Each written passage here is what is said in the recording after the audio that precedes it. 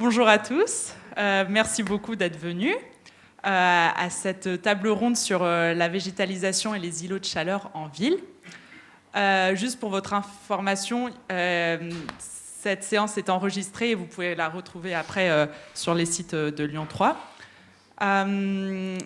Comment va se dérouler cette table ronde? On va commencer par une petite présentation de nos intervenants qui ont pris le temps de venir ce soir.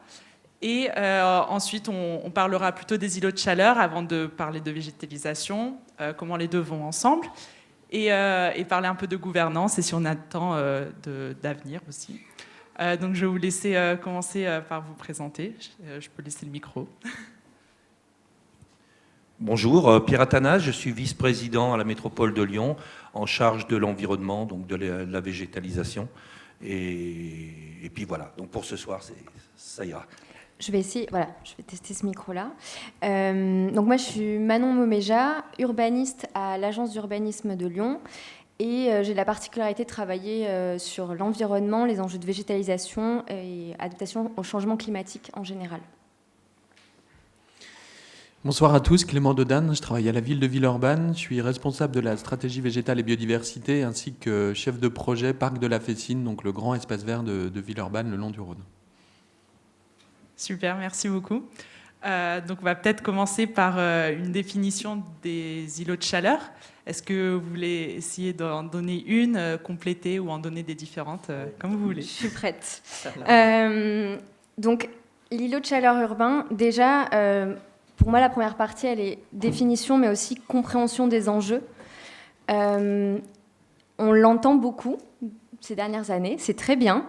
Mais on ne le comprend pas toujours. Donc il faut d'abord se dire que l'îlot de chaleur urbain, matérialisez-le comme un dôme de chaleur au sein des villes, qui se déploie en fait sur les villes. C'est inhérent aux villes, ça existe depuis très longtemps, et c'est lié aux activités humaines. Donc on a des villes qui concentrent des activités qui rejettent de la chaleur.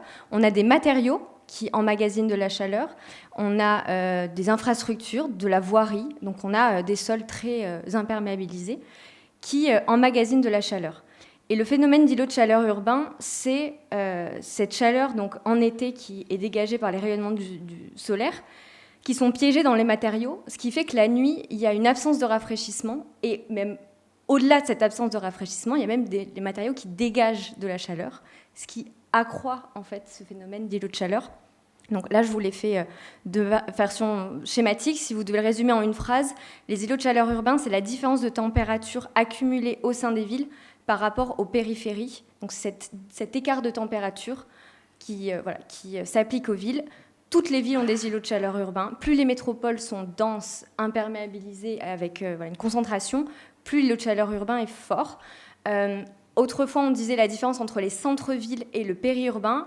Sur la métropole de Lyon, c'est toute la métropole de Lyon quasiment qui est soumise à l'îlot de chaleur urbain, à part l'ouest lyonnais peut-être pour des fonctions géographiques particulières. Mais aujourd'hui, vous pouvez retenir que c'est à peu près toute l'enveloppe urbaine. Et il n'y a que les campagnes qui échappent en fait à ces... Et j'ajouterais aussi qu'on entend trop souvent l'îlot de chaleur urbain, on l'évoque à l'échelle des quartiers. Ça n'existe pas. Il y a un climat local au niveau de la métropole de Lyon, et après il y a des microclimats qui peuvent s'adapter au niveau des rues. Donc on a, en fonction de la hauteur des bâtiments, des microclimats. Mais l'îlot de chaleur urbain, il est unique et hyper complexe à générer. Et après il y a des microclimats qui se déplacent avec les vents, etc. Vous êtes complètement d'accord avec cette définition ou avez des choses à rajouter peut-être ? Alors parce que la métropole de Lyon travaille à l'échelle de toute la métropole, bien évidemment, si on veut avoir des résultats sur les températures, parce que c'est un vrai problème, sanitaire, hein, c'est entre 6 et 9 000 morts par an en France, et Lyon est situé...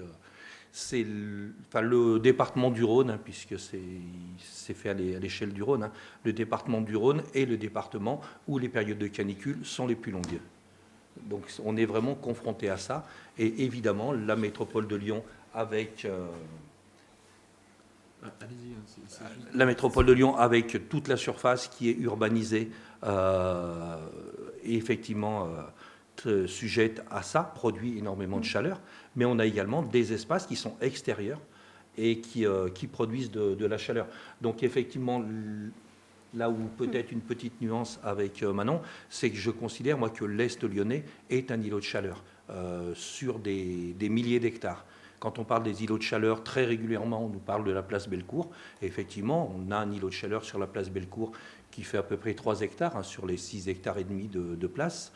Mais quand on est sur l'Est lyonnais, une fois qu'on a moissonné le blé, l'orge, le triquital, début juillet, on a des milliers d'hectares d'îlots de chaleur, des endroits où la température équivaut bien à celle de la place Bellecour. Et il nous faut absolument agir là aussi. On a des communes qui sont là. Et si on veut arriver à récupérer un demi-degré, 1 degré, il va bien falloir qu'on travaille sur un territoire qui est grand. Donc les 58 communes de la métropole, ça commence déjà à être intéressant.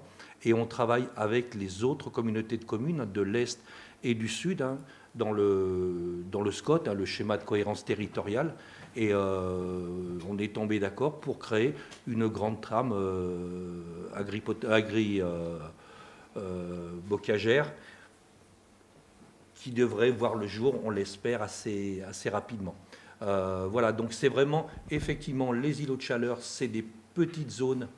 Alors ça peut être petite zone, 3 hectares, c'est déjà effectivement quelque chose d'important. C'est des petites zones, mais le problème des canicules, parce que c'est vraiment ça, c'est pas uniquement le confort à un endroit, c'est vraiment, on est sur un problème important qui génère des morts, qui génère énormément de gêne, des entrées en hôpitaux qui sont importantes. L'été dernier, la canicule, ça a été... Enfin, nous, on a les chiffres des pompiers, après, on n'a pas forcément les chiffres des hôpitaux. Il faut qu'on attende les chiffres de Santé publique France qui paraissent en mars-avril, mais c'est des milliers de personnes qui sont conduites dans les hôpitaux, évidemment, principalement des personnes âgées, également des femmes enceintes et des enfants.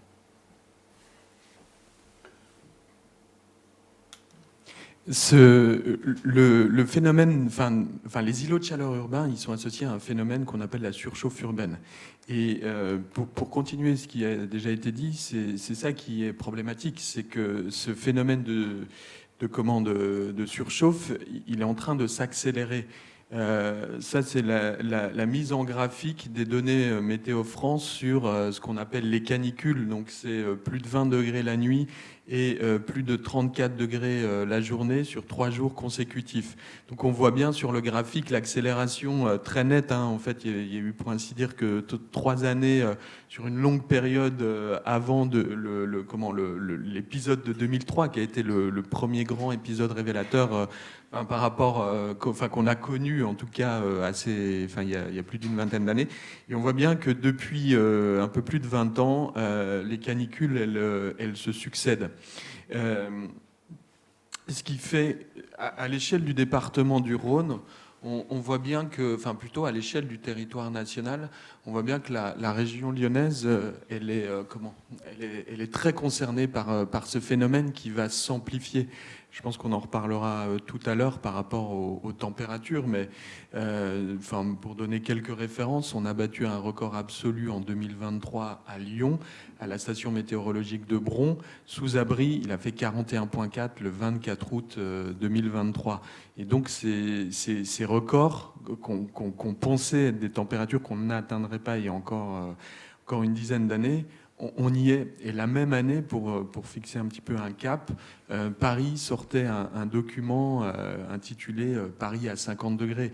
Donc ce même jour d'août 2023, on a battu ces records à Lyon. En France, il y a plus de 100 stations météo qui ont dépassé les 45 degrés. Donc demain, et je pense qu'on va en parler dans la suite de la présentation, ça va être de savoir comment on s'adapte aussi, comment on adapte nos villes à ces températures records, parce que c'est une vraie problématique. Et puis, une dernière chose sur les îlots de chaleur urbains, c'est quelque chose qui est vécu comme un inconfort. Vous l'avez tous subi de jour comme de nuit. Donc, il y a des modélisations qui existent sur ces températures ressenties. En fait, on parle de températures ressenties. Et voilà, il y a aussi cet enjeu des échelles sur la surchauffe entre l'échelle du quartier, du bâtiment, de la rue, etc. Je veux bien compléter. J'avais prévu un petit bilan aussi climatique puisqu'on là on fête les 10 ans des accords de Paris signés en 2015 de la COP 21. Je reviens parce qu'il me semble que c'est important et ça ne change absolument rien au fond. Mais moi, j'insisterai sur le fait quand même de retenir que l'îlot de chaleur urbain, c'est un phénomène global. Et après, c'est plutôt, peu importe le don donné, mais des lieux, des micro-sites de surchauffe urbaine. Mais voilà, c'est pour qu'il y ait une compréhension là-dessus. Donc les îlots de chaleur urbains, ils sont montés en puissance depuis les années 2010, mais il y a eu quand même effectivement ces derniers étés une vraie prise de conscience, et tant mieux. Moi, je marquerai l'été 2022 et l'été 2023 comme des étés un peu de bascule, notamment vu qu'on va beaucoup parler d'arbres. C'est la première fois à Lyon, moi j'y habite depuis 10 ans, qu'on a vu des arbres dès le mois de juillet perdre leurs feuilles, comme en automne. Et ça a vraiment, du coup, visuellement impacté. Et il y a une prise de conscience, même au niveau des acteurs parfois politiques de tous bords, qui n'étaient pas forcément toujours, qui ne le considéraient pas comme des priorités. Il y a eu vraiment une bascule. Et si on parle effectivement un petit peu de... En fait, l'îlot de chaleur urbain, s'il n'y avait pas un changement climatique, on n'en parlerait pas autant. Le problème, c'est les canicules, c'est le réchauffement climatique. Il y a eu du coup des bilans là, produits pour les 10 ans de l'accord de Paris. Donc les accords de Paris signés en 2015 ont été quand même un tournant majeur du point de vue consortium scientifique pour essayer de maintenir la hausse de température globale à 1,5. Il faut savoir que cette hausse de température à 1,5 a été dépassée en 2024. Pour que ce soit officiellement acté que c'est dépassé, il faut plusieurs années consécutives de dépassement. Donc en fait, les scientifiques estiment qu'en 2030, on aura dépassé l'augmentation de 1,5. Là, la trajectoire actuelle, si désolé, c'est un peu plombant ce type de prise de conscience, mais si les objectifs des signataires ne sont pas tenus pour 2035, la trajectoire actuelle se dirige vers un plus 2,8 à peu près degrés, donc c'est quasiment 3 degrés d'augmentation, ce qui sera catastrophique. Donc soyons positifs, s'il y a une baisse massive des gaz à effet de serre, et notamment dans la consommation énergétique, parce que c'est le premier levier, le pétrole et le charbon, il y a un scénario optimiste qui est qu'on resterait autour des 2 degrés d'augmentation. Mais il y a eu une petite... je ne sais pas si vous connaissez le climatologue Jim Ski, et les fameux Écossais, qui est un des premiers signataires du GIEC, qui témoignent 10 ans plus tard, qui se rendent compte à quel point ils n'avaient pas anticipé, à quel point le climat allait vite. Donc toutes leurs projections, en tout cas en termes de prévision d'événements météorologiques extrêmes, s'avèrent exactes, mais pas la temporalité. Et on le voit sur le nombre de jours de canicule, ça va plus vite que les projections. Donc c'est inévitable, et pour ne pas plomber, en fait, il faut juste se dire que c'est un entrant, il faut le prendre en compte. Il n'y a plus de débat sur est-ce que c'est réel, pas réel, est-ce que ça va arriver, pas arriver. La question, c'est juste comment on fait. Il y a ce débat aux États-Unis. Oui, mais on va dire qu'en France, on ne l'a pas. Et c'est surtout, quelle solution on met en œuvre. Mais les faits sont là, tout simplement. En fait, on a perdu énormément de temps avec cette histoire de est-ce que c'est vrai, est-ce que c'est faux. Les climato-sceptiques nous ont fait perdre un temps fou. Du coup, les chercheurs se sont peut-être un petit peu censurés, avaient oublié l'effet de la biodiversité sur le dérèglement climatique. Et là où c'est vraiment le plus notoire, c'est les terres qui sont au nord. On l'a vu avec la Sibérie, on le voit maintenant malheureusement chaque été avec le Canada, où on a des millions d'hectares qui brûlent. Des millions d'hectares qui brûlent, c'est évidemment du gaz carbonique, c'est des particules fines. Alors avec des conséquences directes, particules fines, cancer, il y a des dizaines de milliers de personnes qui vont avoir des cancers sur le Japon, sur les États-Unis, sur la Russie, sur le Canada, bien évidemment. Et c'est également ce qui fait accélérer le dérèglement climatique. Donc voilà, on n'est pas dans une bonne situation. Il y a certainement des solutions, mais de toute façon, au jour d'aujourd'hui, si on arrête de se servir du pétrole, du charbon, etc., du gaz, ça ne suffira pas. On va en avoir pour des décennies avant de retrouver. Donc il faut absolument qu'on trouve des solutions pour rafraîchir, dans un premier temps, les endroits où vivent les populations, Mais ça ne va pas suffire parce que derrière, encore une fois, je parle assez souvent d'agriculture, hein, l'agriculture a déjà des baisses de rendement qui sont nettes à cause du dérèglement climatique, à cause des canicules et surtout à cause des sécheresses. Et à cause du vent, parce qu'il y a aussi ça, le dérèglement climatique, ce n'est pas uniquement la chaleur, alors c'est le thème de la soirée, mais le dérèglement climatique, c'est tout ça. Et sur l'agriculture, les effets sont déjà très très forts. Je compléterai effectivement en disant qu'il y a eu, pour moi, le point de bascule, là aussi, dans la connaissance que tout un chacun doit avoir, tout type d'acteur, c'est qu'on a beaucoup centré les effets du changement climatique sur l'individu, le fait qu'il va avoir chaud, qu'on est en difficulté, mais en fait, on a une mauvaise lecture systémique de tout ce qui est en train d'arriver. Pierre Athanase évoquait l'agriculture, moi j'évoquerai l'infrastructure au sein des villes. Il faut aussi se rendre compte que... on va parler de l'individu, de la santé, mais moi je voudrais aussi vous parler de comment on adapte la ville pour qu'elle continue à fonctionner aussi en temps dégradé, en termes de surchauffe urbaine, parce que ça impacte tous les fonctionnements d'infrastructures, tout ce qui est conduite de tramway, métro, ça va être la production d'énergie. Nos centrales nucléaires en termes d'électricité ne sont pas prévues pour fonctionner sous 40 degrés. Donc, qui dit, il y a des vrais enjeux, parce que s'il y a une baisse de production d'énergie, il y a aussi plein de secteurs, je parle des hôpitaux qui ont besoin de fonctionner avec des climatiseurs, etc. Donc il y a en fait toute une logique systémique à avoir, et ce n'est pas que l'individu, c'est toutes les pentes chaque activité en fait est impactée, va être impactée. Et du coup, justement, est-ce qu'on ne pourrait pas parler maintenant un peu de tout ce qui est solution, avec un focus sur végétalisation, mais on reste ouvert à voir quelles sont toutes les possibilités qui permettent de lutter contre toutes ces problématiques. Avec plaisir. Je veux bien introduire, juste si vous allez directement dans la solution végétalisation, et je vous laisserai parce que vous êtes les experts. Moi, je dirais quand même, il y a quelque chose d'important à retenir, donc c'est mon point de vue d'urbaniste. Il faut se dire qu'aujourd'hui, on connaît la grande majorité des solutions. Il y a des solutions de végétalisation, il y en a plein d'autres. Je pense qu'on les connaît en grande majorité. La marge d'innovation, elle est assez faible. Et du coup, ces discours comme quoi l'innovation peut sauver, c'est à prendre avec des pincettes, parce que tout ce qui est technologie, ça fait partie des solutions, mais ça fait aussi surtout partie des problèmes. Donc moi, je dirais que la plupart des solutions sobres, qui font sens, on les connaît déjà, et la plupart, elles viennent du passé, en fait. Et il y a aussi tout un enjeu à réactiver des solutions de faire la ville, faire le territoire, avec un climat local, avec des connaissances sur les matériaux, avec des connaissances sur le sol, la végétation. Tout ça, c'est des connaissances plus à réactiver, en fait, qu'à créer. C'est mon point de vue, je ne sais pas si vous le partagez. Si, complètement. Si, complètement, puisque là, on rentre dans le dur. On peut aller chercher plein d'exemples dans le passé. N'hésitez vraiment pas.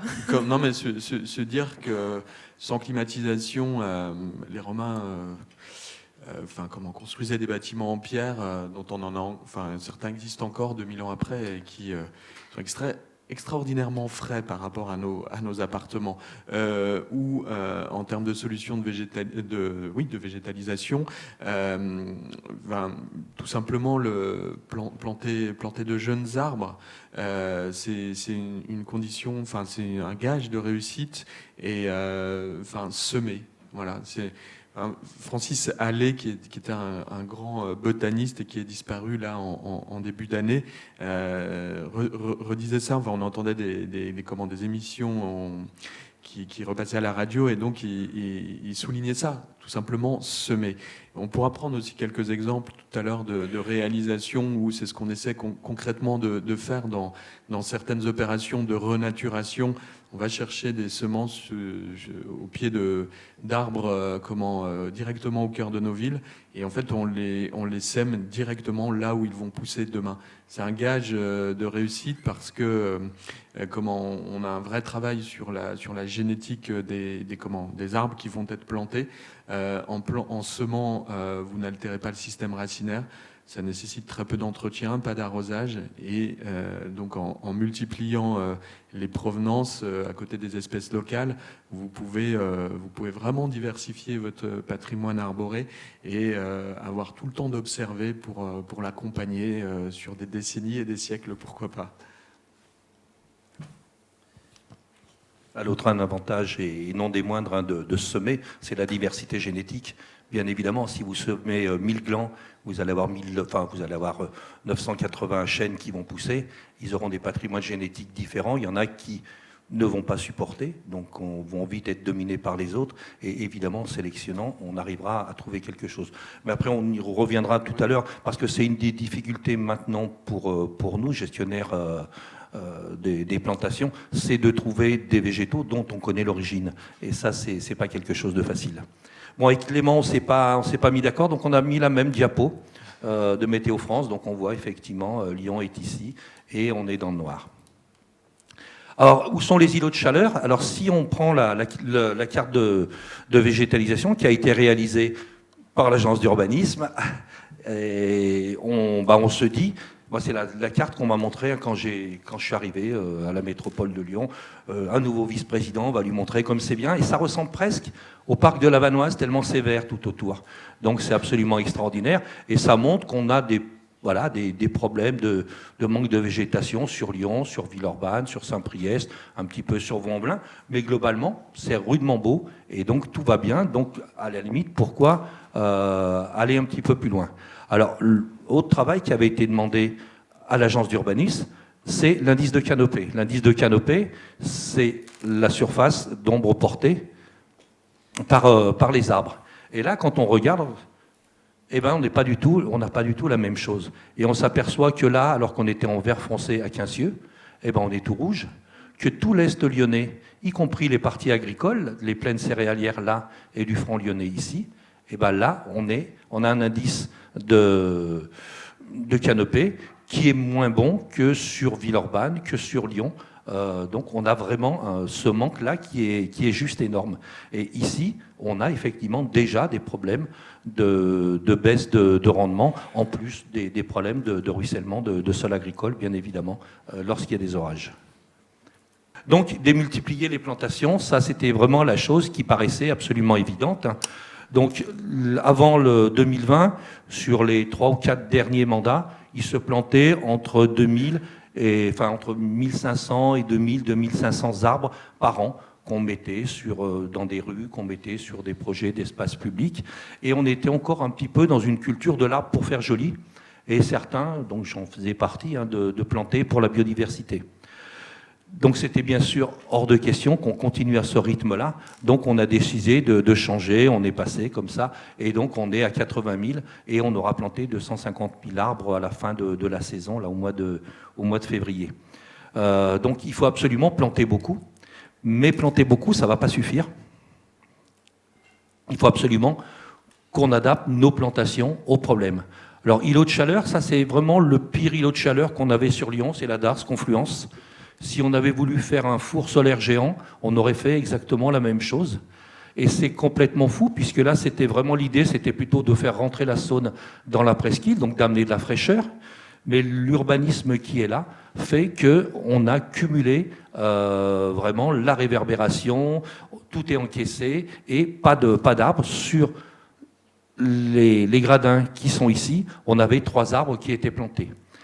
C'est pas la faute de l'architecte. L'architecte a répondu à un cahier des charges, et le cahier des charges disait qu'il fallait absolument que les gens qui passent en voiture ici ou en tram, c'était pas encore piéton à ce niveau-là, puissent avoir un cône de vue pour voir la Saône, alors que la Darse est barrée par 2 ponts, un pont SNCF et une passerelle pour les piétons, donc le cône de vue, il était mort. Mais voilà, donc il s'est contenté de ça. Quand on est arrivé, on s'est attaqué à celui-ci, il était vraiment symbolique, c'était vraiment si on arrivait à faire quelque chose sur ce site-là où pendant tous les mois d'été, il n'y avait personne qui allait manger un sandwich, boire un coup à la pause méridienne pour les gens qui travaillent. Donc on a planté, et on a planté très différemment de ce qui se fait maintenant. Ça a un petit peu choqué les services au début. Donc on a planté en fosse continue et on a rapproché les arbres. Et ça, c'est vraiment quelque chose d'important. Donc là, on voit en 2024, donc 4 ans après les plantations, la différence. Et les arbres qui ont été plantés il y a 4 ans sont plus gros que les arbres qui ont été plantés il y a 14 ans maintenant. Donc effectivement, il n'y a pas de méthode technique. Il faut faire croire aux gens que par la technique, la technologie, on va résoudre le problème du dérèglement climatique. Par contre, il faut que nous, on adapte un certain nombre de choses pour être efficient, et notamment pour que les arbres arrivent à vivre, parce que si nous, on souffre du dérèglement climatique, les arbres en souffrent également énormément.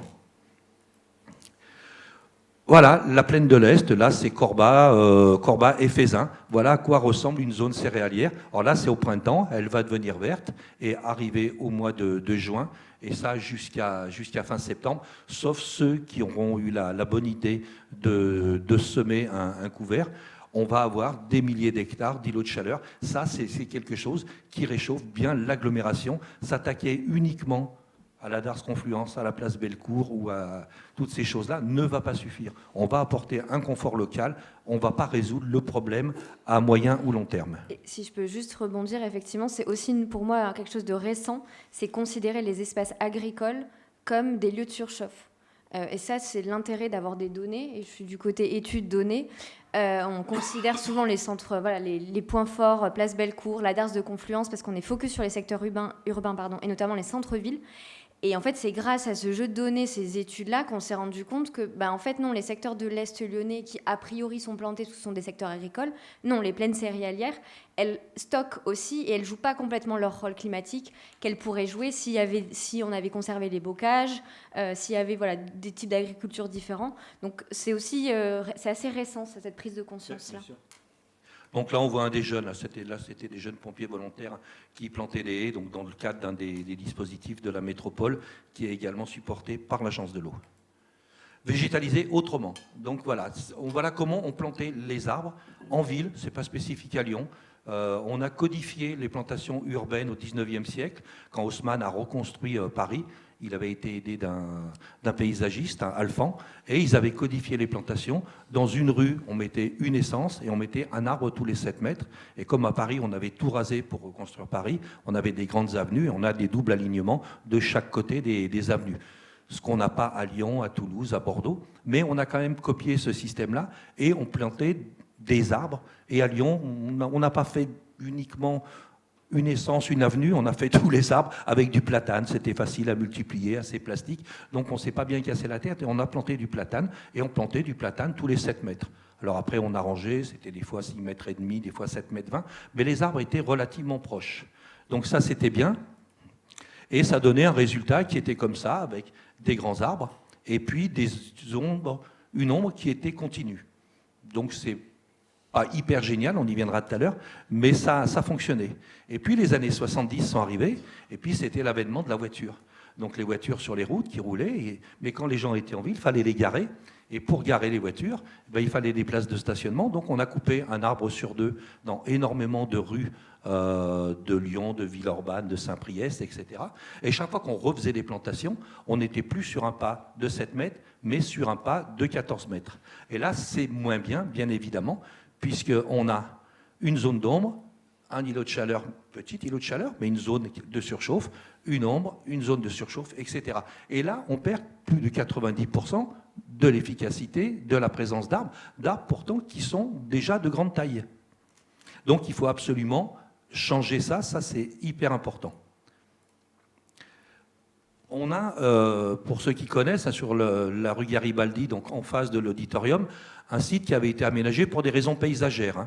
Mais donc on avait bouché une trémie, ça s'était fait, ça c'est il y a combien de temps? Il y a une dizaine d'années je crois, bouché la trémie, et on a beaucoup planté, et on a gardé les platanes qui étaient hauts, et il y a des arbres de moyen développement, des grands arbustes, des petits arbustes, on a 4 strates différentes.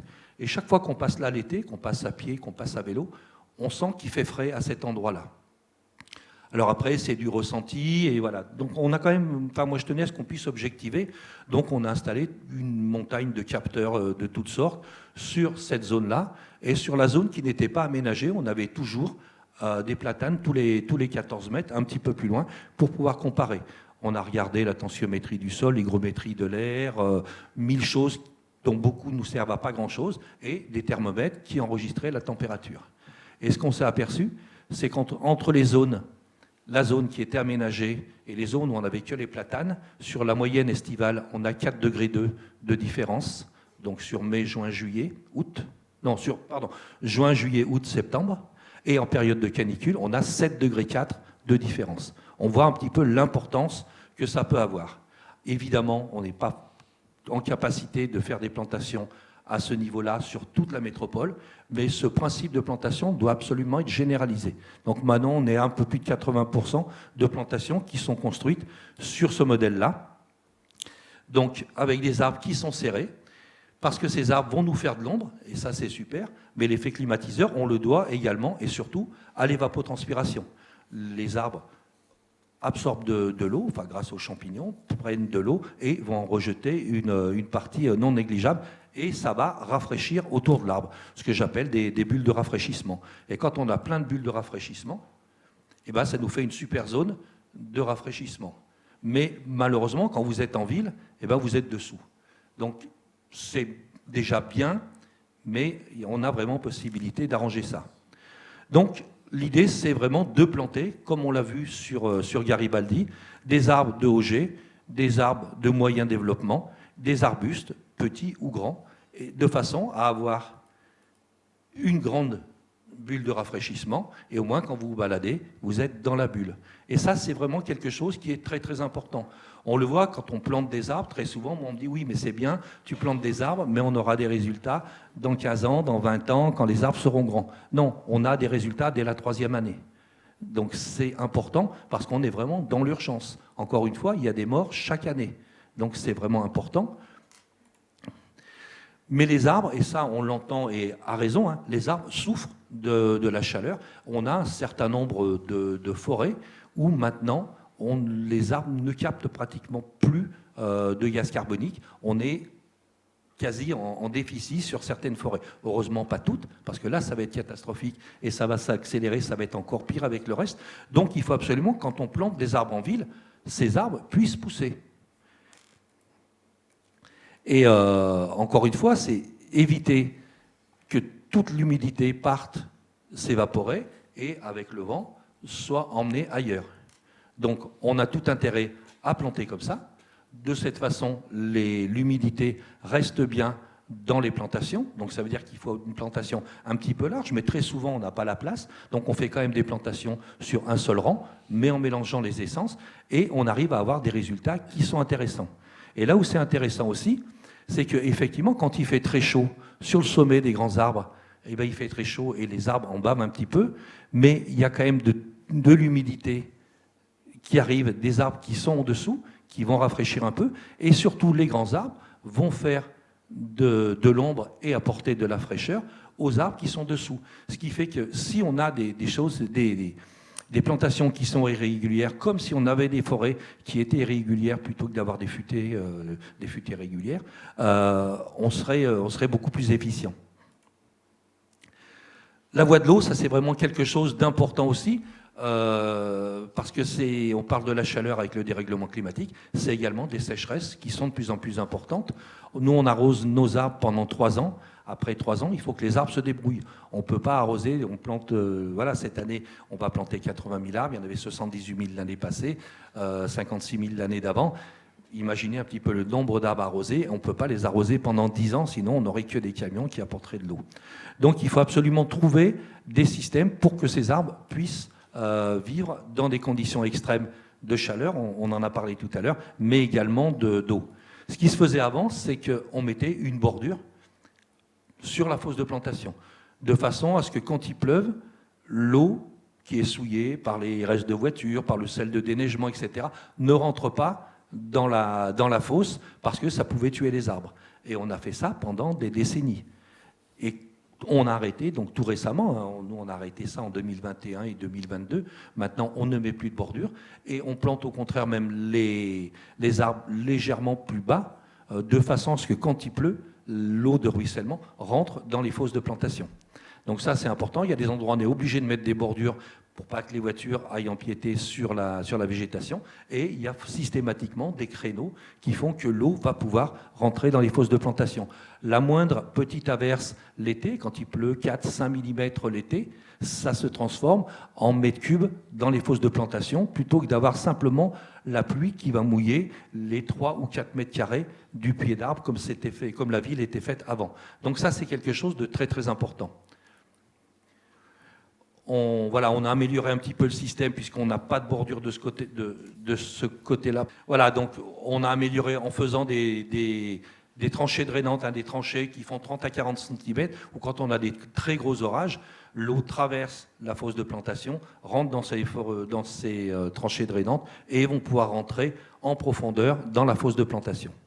Désimperméabiliser la ville, c'est évidemment quelque chose de très important. Ça, c'est la place Danton, dans Lyon 3e, vers la Part-Dieu.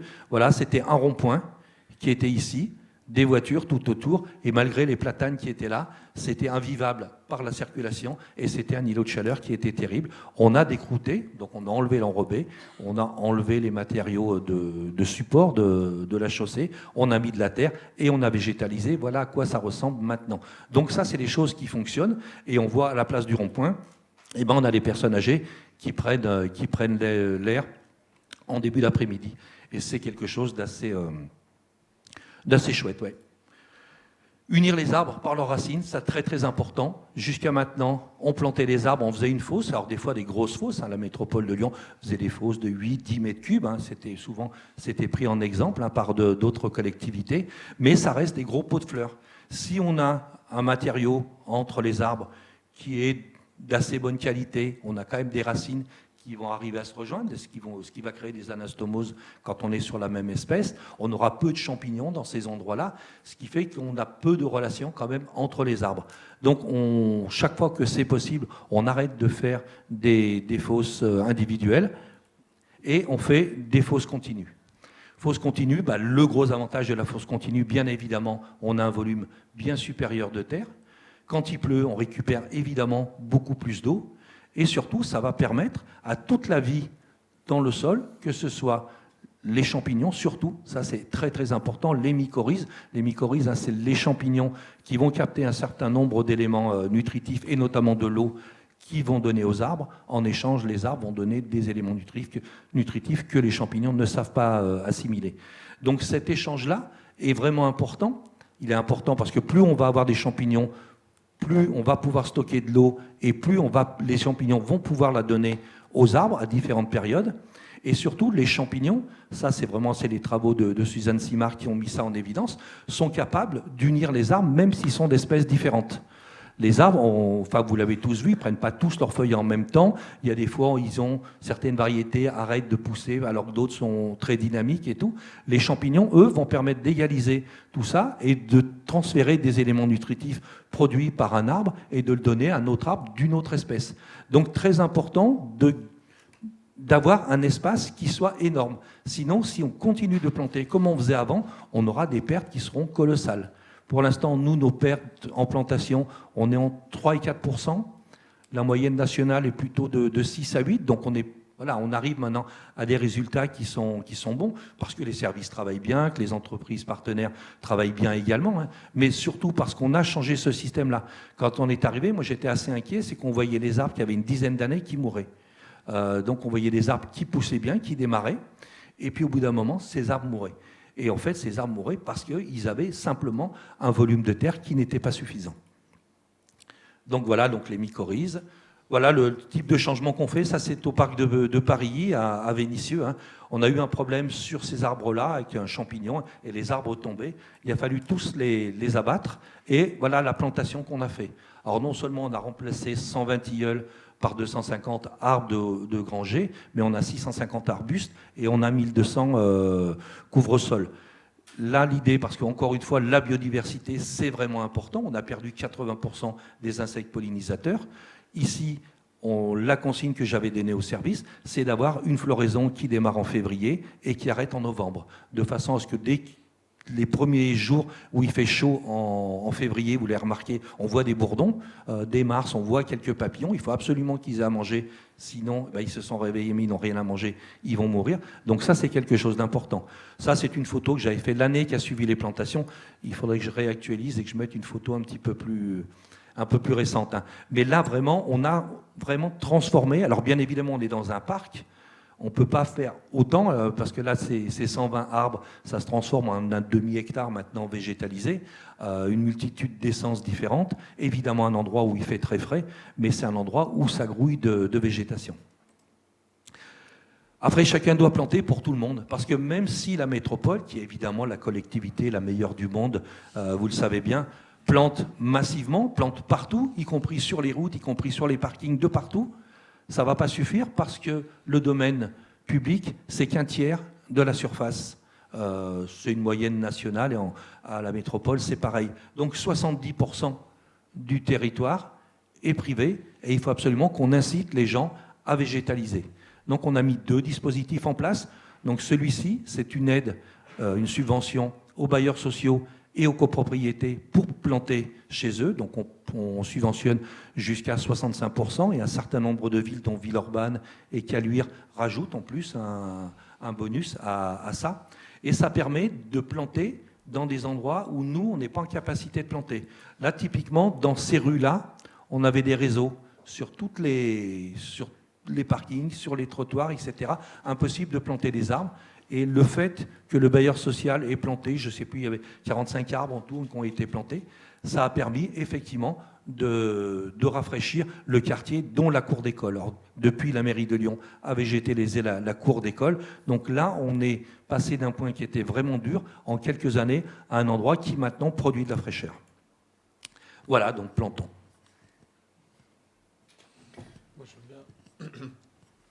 Pour illustrer ce que Pierre vous a montré à l'échelle de la métropole, on pourra prendre quelques exemples à l'échelle d'une collectivité Villeurbanne pour voir aussi comment, en termes de stratégie, on travaille le sujet. Je pense que ça peut être intéressant d'évoquer ça.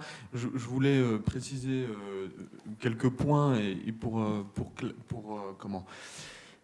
ramener certains éléments par rapport à ce qu'est l'objet ville. En fait, on a évoqué l'importance de l'eau dans le rafraîchissement, et c'est vraiment quelque chose qui est essentiel de pouvoir aussi en ville.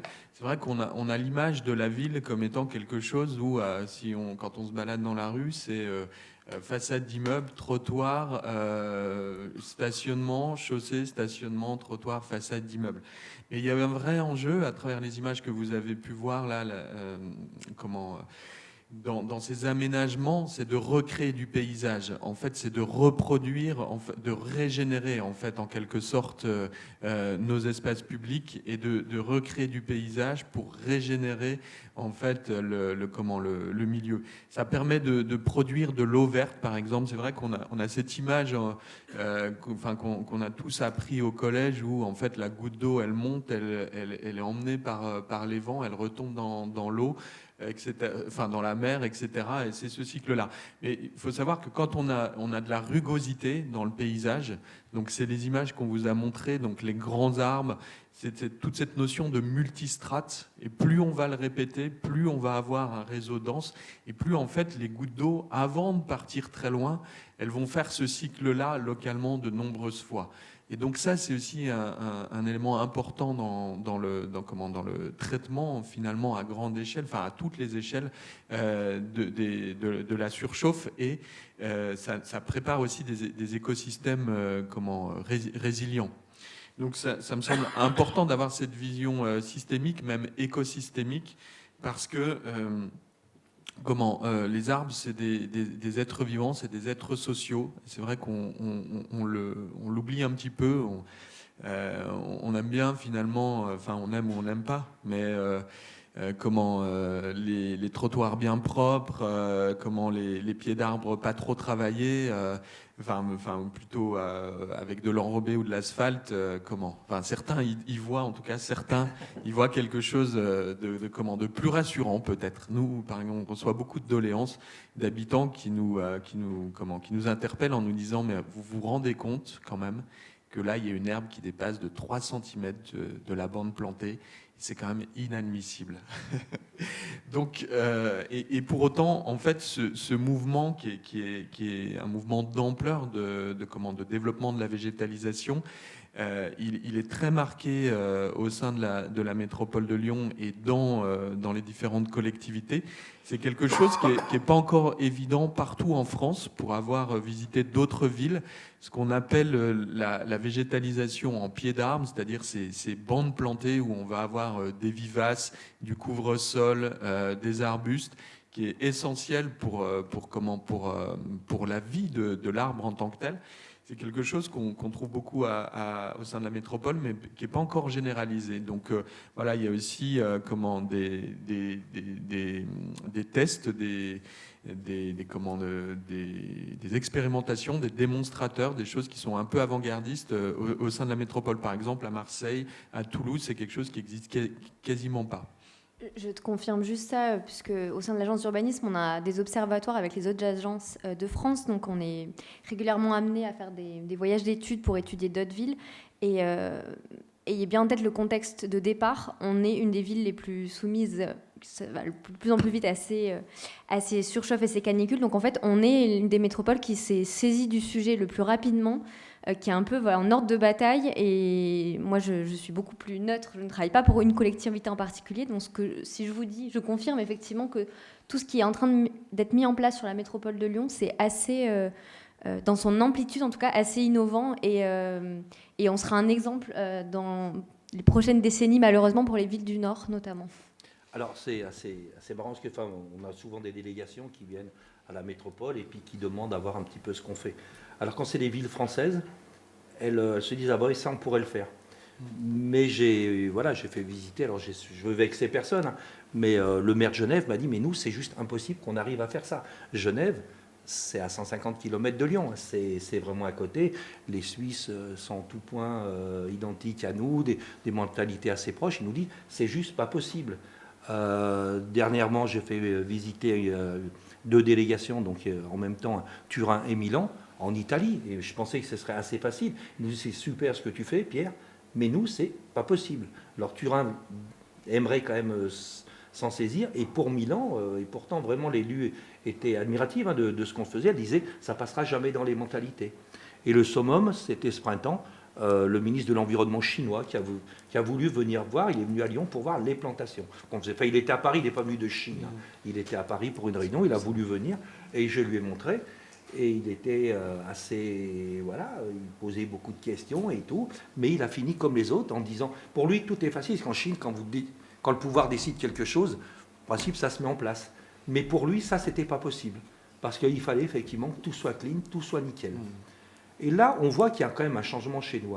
Nous, la DGEP, mais la direction de la propreté, fait régulièrement des tests, un petit peu toujours les mêmes, tous les ans, et questionne les gens sur qu'est-ce qui vous paraît sale. Donc sur des tas de sujets, et notamment sur l'herbe, sur les trottoirs et sur les pieds d'arbres.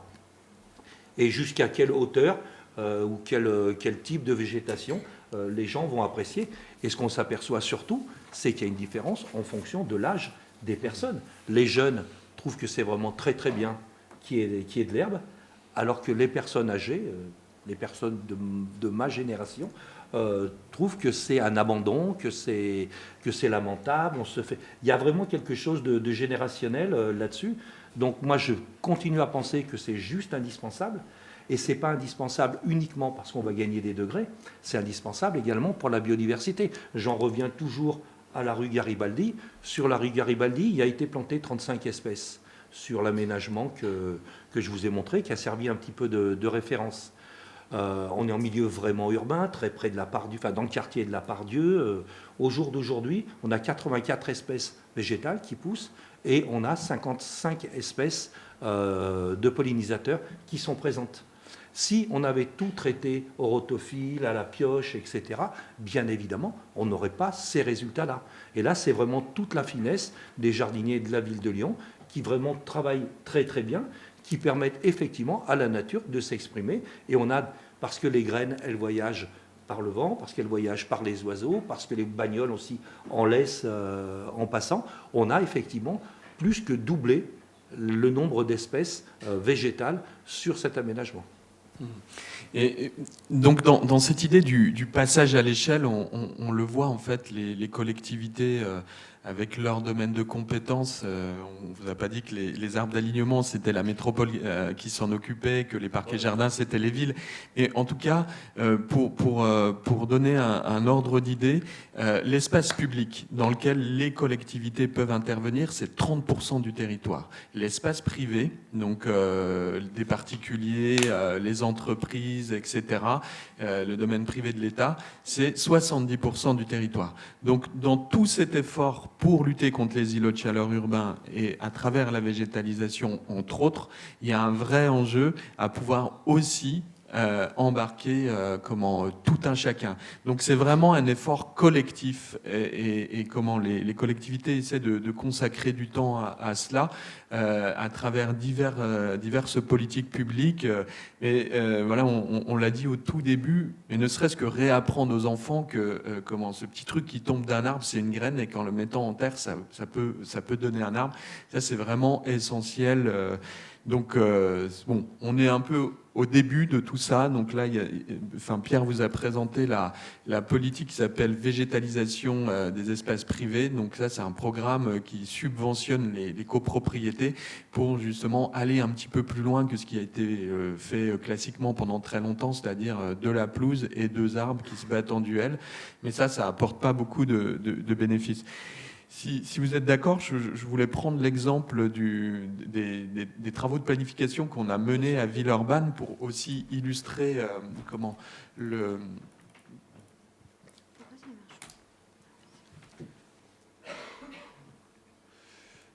ces quelques illustrations de la température ressentie où on voit du vert et des couleurs un peu plus chaudes. Voilà, ça c'est des outils, des cartographies qu'on réalise via des bureaux d'études. Ça c'est Verdi qui l'a réalisé. Ici on est sur la place Grand Clément. Il se trouve que la situation a totalement changé puisqu'elle a été complètement requalifiée par la métropole de Lyon. C'est 100 arbres plantés, plus quasiment 2000 mètres carrés d'espace qui ont été renaturés. Mais je voulais en arriver... Ah bah super. Voilà, je voulais aussi vous montrer en fait ce que produit la végétalisation dès lors qu'on la met en réseau, parce que ça c'est un enjeu important de relier en fait tous ces espaces verts. Donc c'est hyper important pour la biodiversité, ça a été dit, mais c'est important aussi pour les déplacements, parce que finalement quand on marche d'un bâtiment à un autre, de chez soi à son travail, quand il fait très chaud, on essaie de suivre ces parcours. Donc là, on a tenté une représentation simple et simpliste des effets de la végétalisation en matière de rafraîchissement. En filigrane, on peut voir en fait une cartographie qui avait été faite sur une première approche. Ça, c'était avant les mesures de température par satellite ou autre. Ça, c'était basé sur la morphologie des bâtiments, mais une carte des îlots de chaleur. Donc on voit certaines parties de la ville qui le sont toujours, comme ici, où domine de l'activité, où c'était très chaud. Il y a ce quartier-là qu'on appelle de Dieu-Charmette, qui est en fait dans le prolongement du 6e arrondissement, où en fait on ne voit pas vraiment la transition de Lyon à Villeurbanne. C'est des rues anciennes, un bâti du 19e siècle, c'est étroit, c'est des rues canyonnes qui étaient très arides. Il se trouve qu'elles ont quasiment toutes été plantées durant ce mandat par la métropole de Lyon. Donc on peut voir que il y a la végétalisation dans les rues, mais il y a aussi les parcs et les jardins. Donc plus un parc est grand, plus il va avoir un effet de rafraîchissement. Donc tout au nord, on voit le parc de la Fessine, mais on voit l'importance d'avoir un maillage aussi de parcs et jardins de dimension, de superficie suffisamment grande pour rafraîchir la ville. Et donc, Villeurbanne, c'est un territoire qui a été urbanisé de longue date. Il y a finalement c'est difficile de planter. Dans les rues encore plus, parce qu'il y a des réseaux souterrains. Mais ça va être inauguré le 14 février. Vous avez 2 tramways qui vont arriver. Ça, c'est la ligne T6 Nord, qui connecte le campus de la Doua. Vous avez le tramway T9, et sur la route de Genasse qui borde Lyon, vous avez un bus au niveau de service. Donc des parcs de tailles différentes, des grandes infrastructures de transport. Demain, des parcs qui vont sortir de terre, comme ici à Grand Clément. Celui-ci, il est en chantier, c'est le parc Roger Planchon. L'aménagement du grand projet urbain de Saint-Jean, les berges du canal de Jonage, les arbres d'alignement. En fait, on voit que se dessine en fait tout un maillage de la ville, et c'est ça qui fait sens et qui permet vraiment d'avoir une action, en tout cas, je pense, assez forte pour rafraîchir la ville en multipliant ces dispositifs pour aussi correspondre à un espace de vie, en fait, que ce soit la personne qui va aller le mercredi après-midi avec ses enfants dans un parc à côté de chez elle, ou le marcheur qui se déplace d'un point à un autre. Et puis, je voulais montrer une dernière image. Alors, je ne sais pas si ça va apparaître très clairement, mais c'est un travail qui a été mené sous forme d'atelier de manière conjointe avec la métropole de Lyon, la ville de Villeurbanne et l'agence d'urbanisme.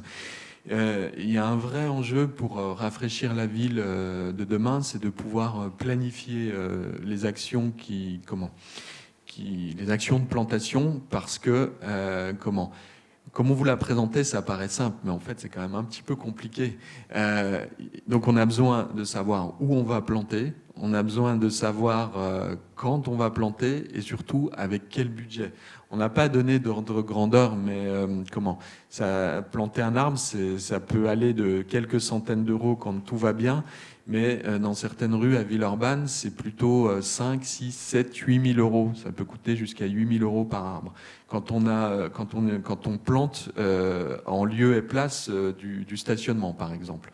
C'est-à-dire qu'il faut décrouter, recreuser une fosse, recréer un chemin de l'eau pour que l'eau s'infiltre dans la fosse, quelquefois monter en surélévation pour avoir un volume de terre suffisant, et planter l'arbre, etc., etc. Donc, ce travail qui a abouti, qu'on appelle schéma directeur des plantations, il vise justement à poser ses intentions et à les partager donc entre collectivités, puisqu'on travaille main dans la main avec la métropole de Lyon pour définir des priorités et s'assurer qu'on va pouvoir rattraper en quelque sorte un peu rattraper des équilibres à l'échelle du territoire.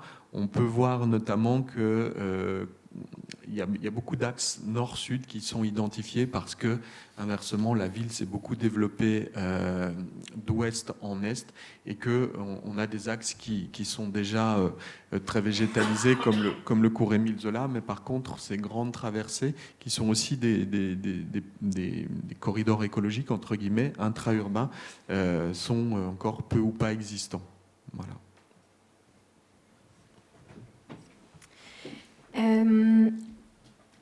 Ce travail qui a été mené avec la ville de Villeurbanne et la métropole illustre, moi, des messages importants pour lutter contre les îlots de chaleur. Il y a vraiment cet enjeu déjà de capitaliser des données. Donc vous y serez confrontés, vous y êtes sûrement confrontés peut-être dans vos travaux aujourd'hui et en tant que futurs professionnels. C'est récent en fait qu'on aborde la question de l'adaptation au changement climatique, de la végétalisation, quand on aborde d'autres thématiques urbaines comme la mobilité. On l'aborde au même niveau aujourd'hui. Donc on a eu besoin de consolider des données qui n'existaient pas forcément. Aujourd'hui, en termes de végétation, on est plutôt bon.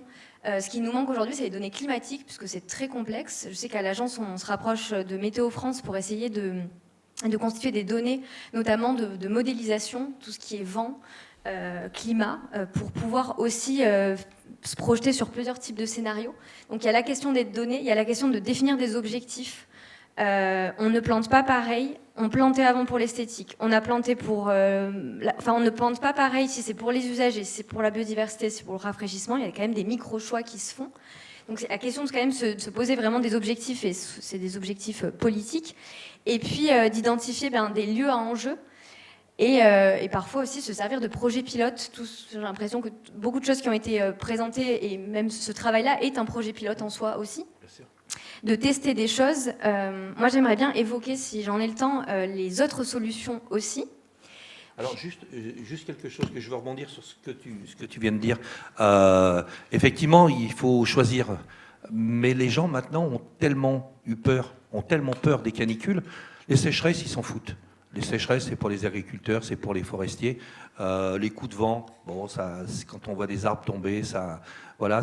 Mais c'est vraiment les canicules qui font peur aux gens. Donc, du moment qu'on plante beaucoup, les gens sont contents. Et même si on plante différemment, les gens l'ont accepté. Moi, c'est vraiment quelque chose que j'ai vu en début de mandat. Les gens étaient un petit peu étonnés puisqu'on changeait complètement, et notamment dans les services, puisque les services, ils avaient pris l'habitude de plantation très régulière, un arbre tous les 14 mètres et tout. Ça faisait des décennies qu'ils faisaient ça. On leur a demandé de changer. Et ils sont assez fantastiques, puisqu'ils l'ont fait en rechignant finalement assez peu, puis maintenant ils voient les résultats, donc ils sont vraiment porteurs de ça, mais les gens, ils acceptent ça.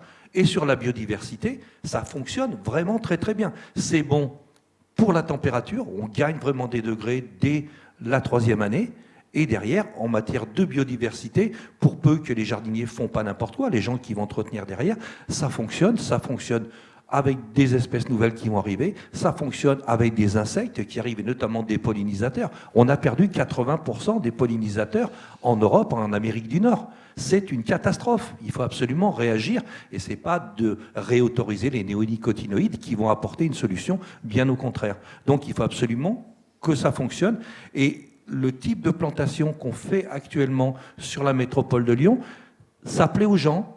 Moi, j'ai mon collègue qui fait des pistes cyclables. Il est très jaloux parce que quand il supprime des places de stationnement pour faire passer des vélos, il a droit à des articles de presse, des pétitions, il est traité tous les noms d'oiseaux.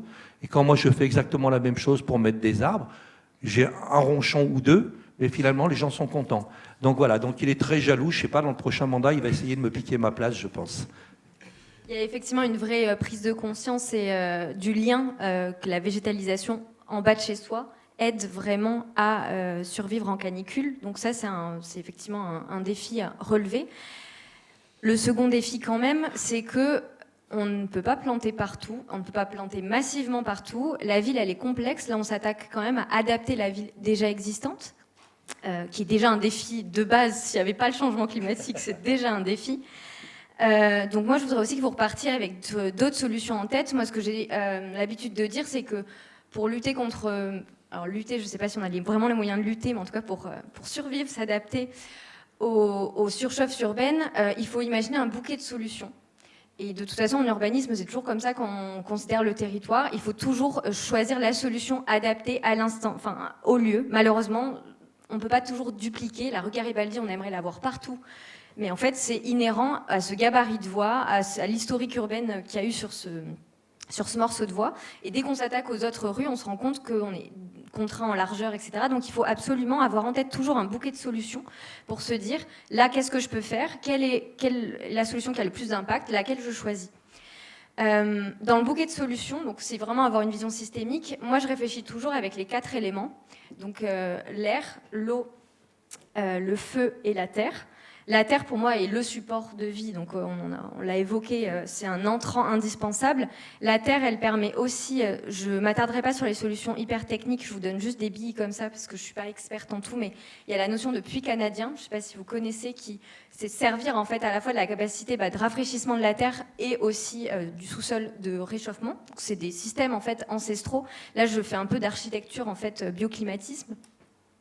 Le feu, c'est ce qui est le plus connu, c'est-à-dire qu'aujourd'hui, il faut se protéger du rayonnement l'été. Il faut se dire quand même qu'on est sur un changement majeur de faire la ville, parce que pendant des décennies et des siècles, la principale préoccupation, c'était de se protéger du froid. Et ça l'est toujours, d'ailleurs, il y a toujours des personnes en précarité énergétique chaque hiver. Ça restait la préoccupation quand on construisait. Donc, qu'est-ce qu'on allait chercher ? On allait chercher la lumière et l'ensoleillement. Les grands ensembles des années 60, qui sont très peu adaptés aujourd'hui, c'était une promesse de modernité énorme. On avait des balcons, on avait des grandes baies vitrées, des grandes lumières, et on s'orientait sud. Et on le fait encore aujourd'hui quand on construit les tours de verre à la Part-Dieu. C'est-à-dire que le progrès technique nous a permis de s'affranchir des conditions climatiques jusqu'à aujourd'hui. On est rattrapé par la réalité. Mais pendant longtemps, on construisait les mêmes tours. On construit d'ailleurs toujours les mêmes tours partout, même dans des pays asiatiques où on sait qu'il y a clairement des impacts de changement climatique énormes. Des tours en verre parce qu'on sait qu'on va climatiser à fond et qu'on va se protéger des vents, même des tornades, de tout type de météo extrême. Aujourd'hui, quand même, la technique atteint vraiment ses limites et les courants du bioclimatisme se développent énormément. Donc c'est la question de revenir à de la construction avec des matériaux locaux. Pourquoi les matériaux locaux ? Parce que les matériaux locaux sont biosourcés déjà, en termes d'extraction, c'est plus écologique. Parce que comme ils étaient locaux, ils étaient déjà adaptés en fait à ce qu'on avait besoin en fait. Donc c'est aussi ce retour à construire avec des briques à Toulouse, à construire avec tout l'Ouest lyonnais a aussi des techniques en pisé, des techniques ancestrales. On sait tout ça, on se dit pourquoi on ne le fait pas. Aujourd'hui, les chaînes de production ont quasiment disparu. Ça coûte beaucoup plus cher de construire comme ça. Et il faut à la fois réinjecter les savoir-faire, mais aussi tout le travail économique de recréer des filières. La Confluence est quand même donc en écoquartier. La dernière phase qui a été réalisée là, ces dernières années est hyper vertueuse en termes de performance énergétique. Ils ont fait beaucoup de tests en termes d'isolation, de matériaux bioclimatiques. Il y a une réalité aussi que je veux vous transmettre, c'est que sur cette notion de surchauffe, il y a un angle mort pour moi qui est, on parle beaucoup de rafraîchir en se disant qu'on va réussir à inverser les températures. Moi, je me dis que des fois, on devrait parler de tiédeur, de quelque chose de déjà réussir à atténuer. Il y a une notion culturelle, vous parlez du rapport à la nature, de la nature un peu plus naturelle en fait, en soi, qui est difficile. Il y a aussi le rapport au confort thermique, où on s'est habitué à avoir un écart de température entre l'intérieur et l'extérieur hyper confortable. Et aujourd'hui, lorsque la SPL Confluence fait des enquêtes sociologiques sur ces dernières constructions, il y a toujours un habitant sur deux qui déclare souffrir de chaleur en été, alors que c'est quasiment les bâtiments les plus performants de la métropole. Ça s'explique parce qu'à un moment donné, il y a aussi une limite, c'est-à-dire que ce qu'on arrive à faire avec les meilleurs isolants, les meilleurs matériaux, c'est qu'on arrive à maintenir un écart. Je vous dis n'importe quoi, on va dire que cet écart, il est toujours de 10 ou de 8 degrés. Mais si, à l'extérieur, il fait 45, votre température à l'intérieur, elle va être, selon vous, pas supportable par rapport à ce qu'on a toujours connu, où on arrive à être autour des 25 degrés. Donc en fait, il y a aussi une notion collective, c'est de la culture du risque, à aussi commencer à travailler sur les changements d'habitude et de confort, où on va perdre du confort. Les prochains étés à Lyon ne seront plus confortables. Par contre, il faut qu'on survive, il faut qu'on soit en capacité de vivre normalement. Mais par contre, on va perdre du confort. Et peut-être que dans 20 ans, avoir un 30 degrés chez soi, ce sera considéré comme quelque chose de plutôt supportable. Parce que les pays qui ont l'habitude de vivre avec des températures élevées, en fait, il y a une question de culture et d'adaptation. Donc ça, c'est la part plutôt sociale, psychologique. Si je poursuis sur les autres types de solutions, donc pour se protéger des rayonnements solaires, la végétalisation est une solution remarquable, peu coûteuse, sans regret, mais pas possible partout. Donc on a toutes ces solutions temporaires d'ombrage, par exemple tout ce qui est toile suspendue, pergola mobile. Donc, tout ça, c'est des choses qui peuvent être déployées dans des cours d'école, entre deux rues. C'est des choses qui sont intéressantes aussi parce qu'elles sont temporaires, parce que l'hiver, on a besoin du soleil. On a l'eau, on a évoqué l'eau aussi en termes d'éléments naturels indispensables, bien sûr, au végétal. Il y a les enjeux de désimperméabilisation qui, même si on ne plante pas par-dessus, en soi, de fait de ne plus avoir de surface avec des matériaux qui emmagasinent la chaleur, c'est déjà un gain. Mais surtout, en termes d'usage, démultiplier les lieux de baignade, ça devient aussi une priorité numéro 1. On a beaucoup parlé de la darse de Confluence. Apparemment, ça va être étudié prochainement pour... c'est étudié. Alors, du coup, ça va être peut-être acté, je crois, dès 2027, d'ouverture d'un nouveau point de baignade. Je sais que la Fessine, il y a des sujets aussi, même si les courants du Rhône sont plus dangereux. Mais il y a ce vrai enjeu d'offrir des points d'eau. L'air, il y a aussi la notion du coup de mieux faire la ville en fonction des vents. On s'est complètement abstreint. On a complètement ignoré la question des vents, alors qu'en fait, c'est un des enjeux majeurs aujourd'hui parce qu'on le sait tous pourquoi on utilise des ventilateurs. La température, même si elle ne bouge pas, le fait qu'on ait de l'air, c'est plus supportable en fait. Donc il y a vraiment cette idée de davantage construire aujourd'hui. Et il y a la ville de Lyon qui a construit une charte de qualité de la construction et qui met en avant tous les nouveaux bâtiments construits là, sur la métropole qui sont bioclimatiques, qui utilisent par exemple des systèmes de cours intérieurs ventilés. Il y a cette idée, peut-être que vous le savez déjà, mais si vous cherchez prochainement un logement, je vous invite à choisir un logement traversant. Il y a vraiment cette idée de revenir à des formes toujours ventilées, parce que c'est ça qui fera en sorte qu'on aura des intérieurs vivables et supportables. Et enfin, quand même, un des enjeux majeurs, ça reste les politiques publiques d'isolation et de travailler encore sur l'adaptation du parc existant bâti. Malheureusement, l'État se retire un petit peu et il y a des baisses de subventions majeures, ce qui fait que c'est très long et très coûteux pour les collectivités. Mais je finirai sur la notion de justice sociale quand même autour de ces solutions d'adaptation, puisque on a souvent un focus sur les centres-villes parce que c'est ce qui ressort dans les données. Mais déjà, ça à prendre aussi avec des pincettes parce que les rues Canyon évoquées parfois à Dedieu-Charmette, mais même sur Presqu'île, il y a aussi un effet parfois où je pense au Vieux-Lyon. Certes, ce sont des secteurs très minéraux, mais ce sont des rues en fait très peu ensoleillées parce qu'elles sont étroites et qu'en fait on a très peu de rayonnement. J'ai beaucoup habité en Presqu'île. Aujourd'hui, j'habite dans le 7e. Je peux vous assurer que les grands boulevards avec des façades entièrement exposées au soleil, même ouest, en fait, sont très problématiques. Donc on a un peu ce focus. Moi, je vous inviterais à avoir ce décentrage et penser aussi à des quartiers auxquels parfois on ne pense pas toujours. Et en termes de justice sociale, il y a aussi à avoir en tête, on parle beaucoup de l'espace public. Moi, si je reviens à l'habitat, c'est parce que même si on expérimente d'ouvrir les parcs pendant les nuits canicules, et c'est une super expérimentation, on ne pourra pas vivre 24 heures sur 24 pendant plusieurs mois dehors. Chez nous, c'est un refuge. Et il faut en faire en sorte que ce soit des refuges climatiques, surtout, j'insiste, pour la plupart des personnes qui ne partent pas, qui ne s'extraient pas de la ville l'été. Tout le monde ne part pas en vacances. Et il y a des personnes, des enfants qui sont... D'ailleurs, on n'a pas tous aussi, en termes de santé, la même réaction à la chaleur. Les enfants, les personnes qui ont d'autres pathologies et les seniors sont vraiment les publics les plus vulnérables. Et il y a des personnes qui sont enfermées chez eux, dans la ville, en fait, pendant tout l'été.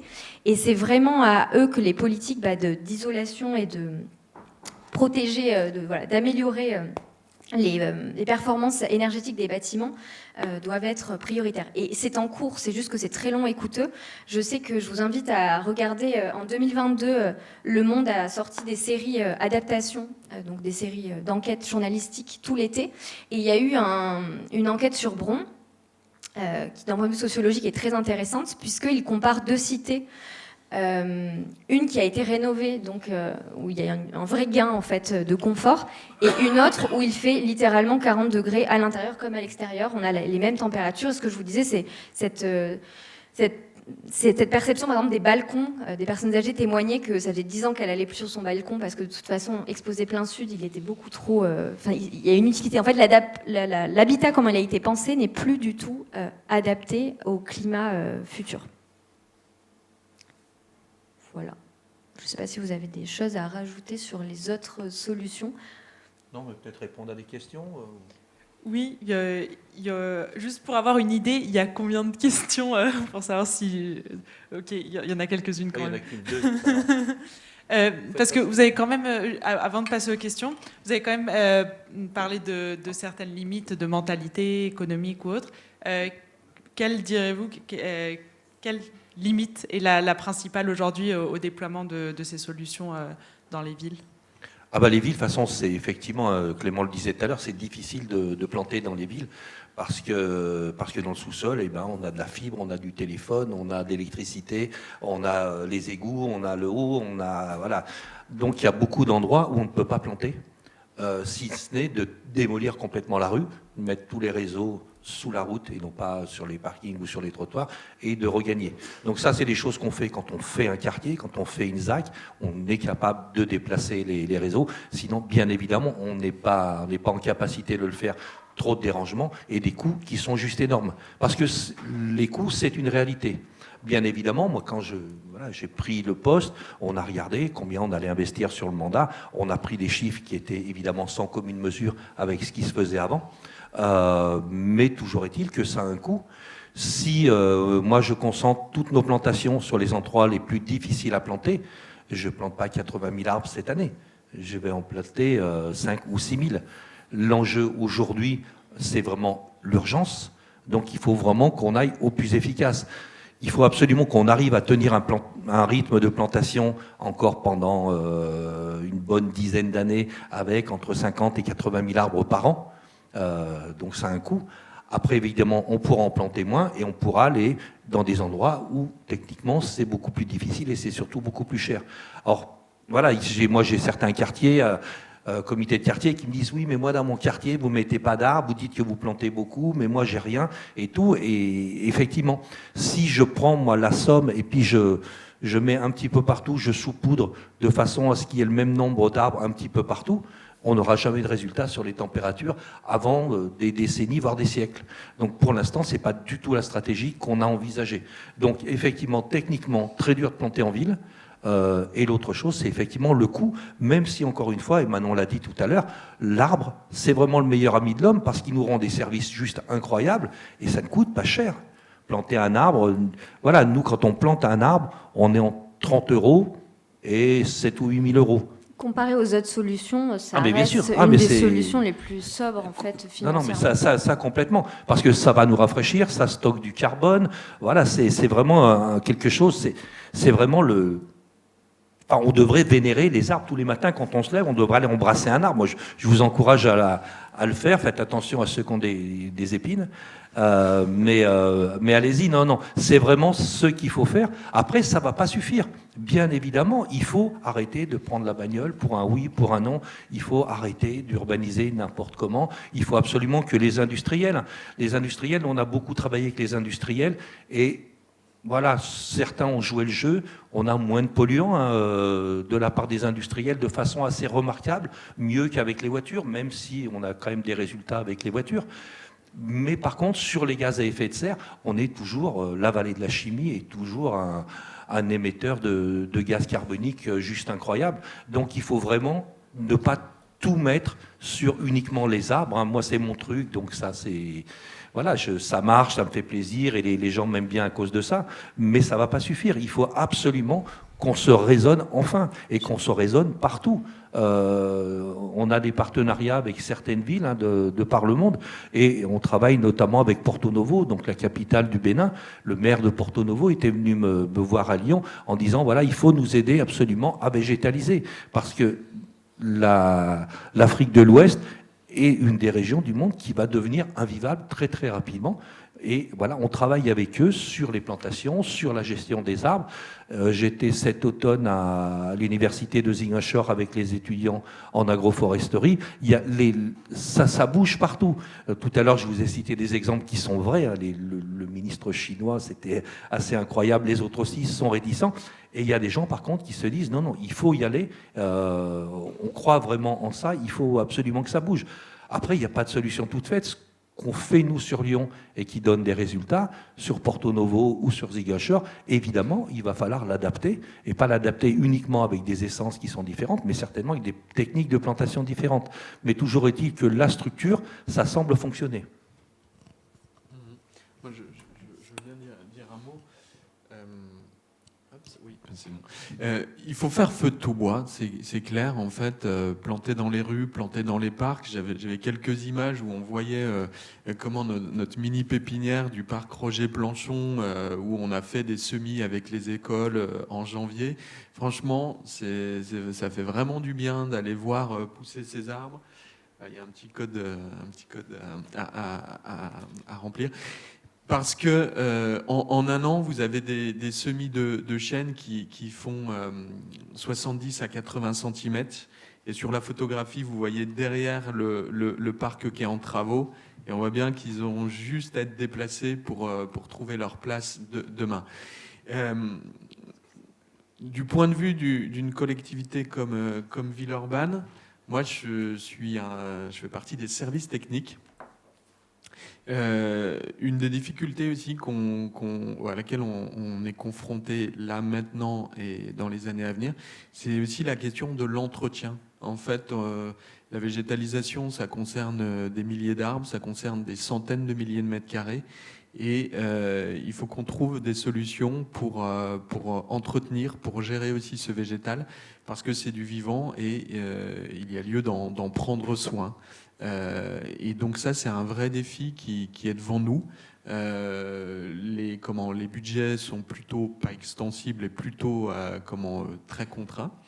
Et donc il faut, ça c'est des sujets qui nous occupent et préoccupent beaucoup sur notre capacité à entretenir aussi tout ce végétal qui demande des soins.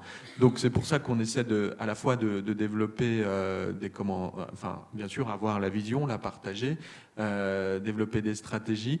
Mais derrière, c'est des hommes, c'est des femmes, c'est des jardiniers, c'est des élagueurs, c'est des grimpeurs.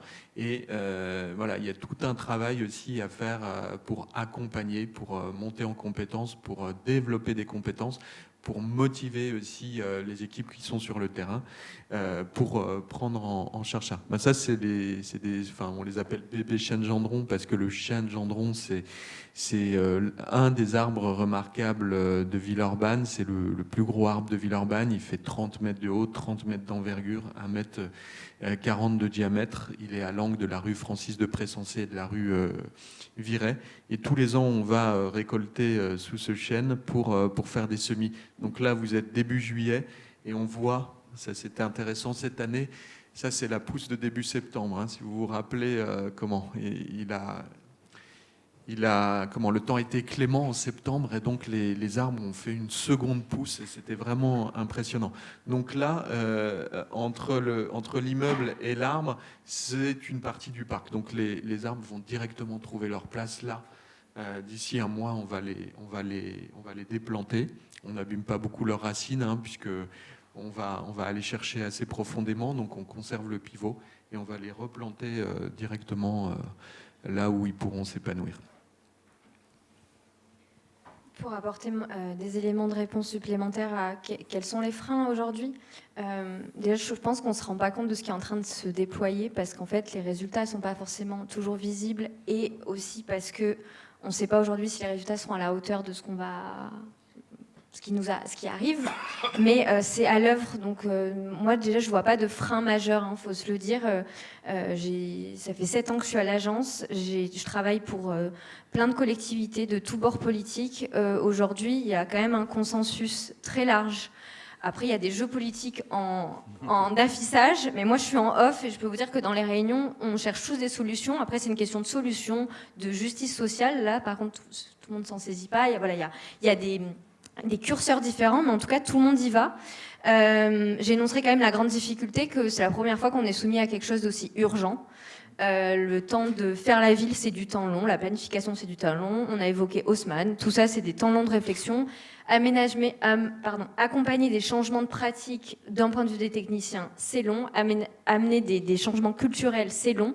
Sauf qu'on on est dans on veut bien faire parce qu'on n'a pas non plus le temps de se tromper.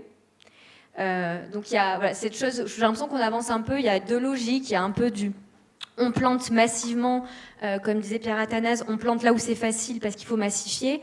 Moi je suis dans le rôle aussi de faire des études pour anticiper du temps long. Moi je fais jamais rien avant 2030-2040, donc c'est deux forces un petit peu comme ça qui doivent avancer en même temps.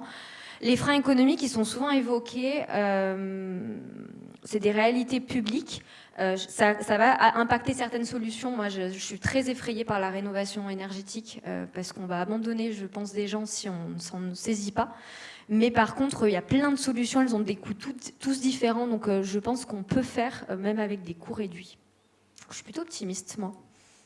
Super, merci. Alors après, je ne voudrais pas non plus que tu caricatures et que tu dises que je fais que des choses faciles. On va aussi planter dans des endroits un petit peu compliqués. Mais effectivement, si on arrive à planter 80 000 arbres en 3 mois, 80 000 arbres en 3 mois, c'est plus qu'en 4 mandats précédents. Et si chaque hiver, on plante plus que ça, C'est effectivement important. Et après, évidemment, on plante à la Pardieu. Si vous avez l'occasion d'aller à la Pardieu, on plante à la Pardieu. C'est loin d'être facile, hein. Le bois bouchu qu'on vient d'inaugurer, tout ce qu'on a fait sur l'îlot d'Anton, etc. On plante également dans ces endroits-là, bien évidemment. Mais voilà, mais ce que disait Manon, effectivement, on est confronté à quelque chose auquel l'humanité n'a jamais été confrontée. C'est que ce soit le dérèglement climatique, que ce soit l'effondrement de la biodiversité, ce n'est jamais arrivé. Alors je pense qu'on a le droit de se tromper. Donc il faut effectivement multiplier les techniques de plantation. Je pense, j'ai peut-être pas la vérité absolue, mais au moins j'ai des résultats. Moi j'aime en discuter et avec les pépiniéristes. Moi j'adore les pépiniéristes, hein, donc c'est voilà, j'en discute avec les pépiniéristes, avec les collègues d'autres villes.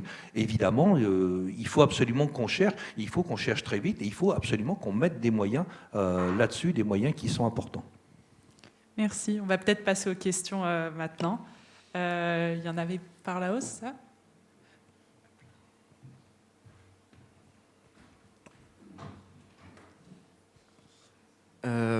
Merci pour cette conférence, c'était très clair, on a eu beaucoup d'exemples.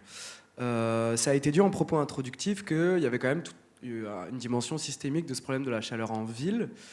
Même si ça a été abordé tout le long de la conférence et un peu en filigrane, est-ce qu'aujourd'hui, vous trouvez, alors à la fois en tant qu'élu ou en tant qu'urbaniste, qu'on arrive à penser la végétalisation de la ville d'un point de vue systémique, de multiplier, on va dire, les objectifs des infrastructures, donc recréer des espaces de sociabilité, prendre en compte le caractère socio-économique des personnes qui vivent ici, mais aussi, pourquoi pas, penser à, je ne sais pas, des arbres fruitiers qui pourraient faire une sorte de petite production locale pour les riverains. Est-ce qu'on arrive à penser en système avec cette histoire de trame verte, etc. Parce qu'au final, je sais que c'était le sujet de la conférence, mais on a beaucoup parlé de chaleur et peut-être un peu moins de tous ces autres enjeux qui sont liés à la végétalisation. Alors bien évidemment, quand on plante pour les gens, hein, on ne plante pas pour se faire plaisir. Moi j'ai 1000 façons de me faire plaisir sans aller planter des arbres à Vauvelin, à Chassieux, à Caluire ou ailleurs, hein. C'est évidemment ça. Donc il faut massifier les plantations, c'est évident. Après, effectivement, il faut d'apporter ça partout. On a planté énormément à Vauvelin dans ce mandat. Donc on ne plante pas uniquement dans des beaux quartiers, on plante partout. On a l'une des communes où on a le plus planté, c'est Chassieux. C'est une ville qui n'est pas de la même couleur politique que la majorité de la métropole. Et pourtant, il y a un vrai... Parce que c'est vraiment c'est un village au milieu d'une espèce de désert agricole. Voilà, donc là, il y avait vraiment besoin de faire des efforts. On le fait. Après, il faut évidemment que les gens s'approprient les plantations. Les arbres fruitiers, c'est tout à fait la bonne idée. Bon, je n'ai pas passé tous les dispositifs qu'on a mis en place, hein, mais pour que les gens participent à l'effort de plantation, pour les inciter à planter chez eux. On a parlé de ce qu'on fait dans les copropriétés et avec les bailleurs sociaux, mais on donne également des arbres aux gens. Donc on donne 2000 arbres par an. On verra ce qu'on fait dans le mandat prochain, si on en donne plus ou moins. Voilà, 2000 arbres par an. Dans les 2000 arbres qu'on donne, il y avait cette année, il y avait 1600 arbres fruitiers. On sait que les gens, voilà, manger une pomme, enfin, moi je me dis surtout les enfants, il y a des enfants qui ne savent pas à quoi ressemble le végétal sur lequel pousse une cerise, une prune ou une poire. Donc ça, c'est des choses qui marquent et il y a une vraie demande sociale là-dessus. Le frein au jour d'aujourd'hui, enfin moi je vois dans les services de la métropole, je ne sais pas Clément pour Villeurbanne, c'est plus nous dans les services, quand on leur dit il faut planter des arbres fruitiers, souvent les jardiniers sont réticents. Et après, nous, on a un petit peu de mal avec les pépiniéristes à trouver des arbres fruitiers. Donc on arrive à les trouver dans des tailles qui vont être plantées dans les jardins, mais sur des arbres un petit peu plus grands pour pouvoir planter en ville, on a un petit peu du mal. Donc c'est vraiment pour ça qu'il faut travailler également avec la profession et avec les pépiniéristes pour qu'ils puissent produire un arbre dans une pépinière, c'est 5 à 10 ans de culture, donc c'est pas immédiat, on a besoin de ça, on veut ça, voilà, il faut le travailler. Donc effectivement, il y a des choses qui bougent et la demande sociale, elle est réellement là. Les gens ont bien compris que planter un arbre tous les 14 mètres, c'était juste plus tenable. On a proposé des choses nouvelles et les gens les acceptent bien volontiers. Oui. Je ne sais pas si j'ai répondu à toute votre question. Non. Précisez, je vais essayer d'être... Je me demandais aussi du côté, est-ce qu'on arrive à le penser ensemble avec une trame, on parlait du corridor écologique tout à l'heure, est-ce que quand on pense à planter des arbres, on pense aussi à ça? Bien sûr. On pense aux effets peut-être de gentrification Alors on n'en est pas encore là, la gentrification avec les arbres, avec la mobilité, ça c'est quelque chose qu'on mesure beaucoup plus. Ça on l'a pas vu. Moi, je dirais que on sait qu'il y a des études qui montrent le lien gentrification, végétalisation. Ce ne sont pas des études qui ont été réalisées sur Lyon, mais on le sait. Malheureusement, dans la balance entre gentrification et adaptation de la ville, on a choisi quand même l'adaptation de la ville. De toute façon, c'est quelque chose inhérent. En fait, c'est pas que lié à la végétalisation. Dès qu'on reprend l'espace public, dès qu'on reprend la ville, dès qu'on améliore la qualité de la ville, il y a des risques de gentrification. Donc pour moi, si vous voulez, moi c'est quelque chose que j'ai un peu en épée de Damoclès. Enfin, chaque urbaniste l'a un peu en épée de Damoclès, mais c'est pas un sujet dont on se saisit en tant que tel. Et moi, je répondrai sur aujourd'hui. Il y a un sujet qui va de pair. En fait, le fait de chercher à adapter la ville au changement climatique, ça conduit forcément à réaménager l'espace public. Et derrière, forcément, viennent, même si ce n'est pas toujours en premier lieu, souvent c'est des enjeux seconds de cadre de vie, c'est de toute façon quand même toujours lié. On a parlé de la place Danton. En fait, de toute façon, on sait que le végétal, avoir en fait un espace ombragé, dans lequel on peut s'abriter, se poser, que ce soit pour attendre le bus, que ce soit devant une aire de jeu pour enfants, que ce soit à côté d'un banc, ça crée des lieux de sociabilité. Donc, même si ce n'est pas toujours pensé en amont, ça fait toujours système. En tout cas, il n'y a pas assez d'espace à aménager pour qu'on fasse un espace public que arbre, un espace public que jeu, un espace public. Donc en fait, la rationalité de la ville fait aussi qu'on doit tout faire atterrir au même endroit. Après, c'est la mobilité qui pose souvent question de savoir si on a la place de faire passer un tramway ou un alignement d'arbres. Mais généralement, c'est quand même, on essaye de faire tout atterrir. Aujourd'hui, il y a des courants de ville ludique, même la notion d'arbre fruitier rentre dans ça. Pour moi, c'est cette question d'interagir avec son espace urbain et d'avoir une appropriation de l'espace par les habitants. C'est aussi, pour moi, c'est en cours. Et après, le risque de gentrification de certains quartiers, de toute façon, pèse pas grand-chose par rapport à 9000 morts par an. Et les souffrances aussi, parce que Santé publique France ne nous donne que les chiffres des morts. On sait qu'il y a des gens qui ont souffert pendant des jours, des semaines, qui ont été hospitalisés, des enfants, des femmes enceintes, etc. Donc c'est ça. Il faut absolument que nos villes soient vivables partout. Donc pour l'instant, moi je me pose même pas cette question. Donc on y va dans les quartiers populaires, évidemment, et on y va même très fortement. Sur les enjeux effectivement de mortalité, qui sont pas des enjeux sympathiques, mais il faut aussi se dire que les chiffres qui sont calculés ne prennent pas en compte la chaleur augmente en fait tous les risques des maladies chroniques. Donc en fait, il peut y avoir de la mortalité ou de l'aggravation de certaines maladies chroniques qui ne sont pas considérées comme de la mortalité liée aux canicules, mais qui en fait sont quand même des conséquences. Donc l'enjeu majeur, il est colossal, et ce qu'on ne voit, et ce qu'on ne sait, ce n'est que la partie émergée de l'iceberg.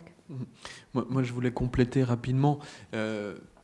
On n'a pas pu rentrer dans le détail de cela ce soir.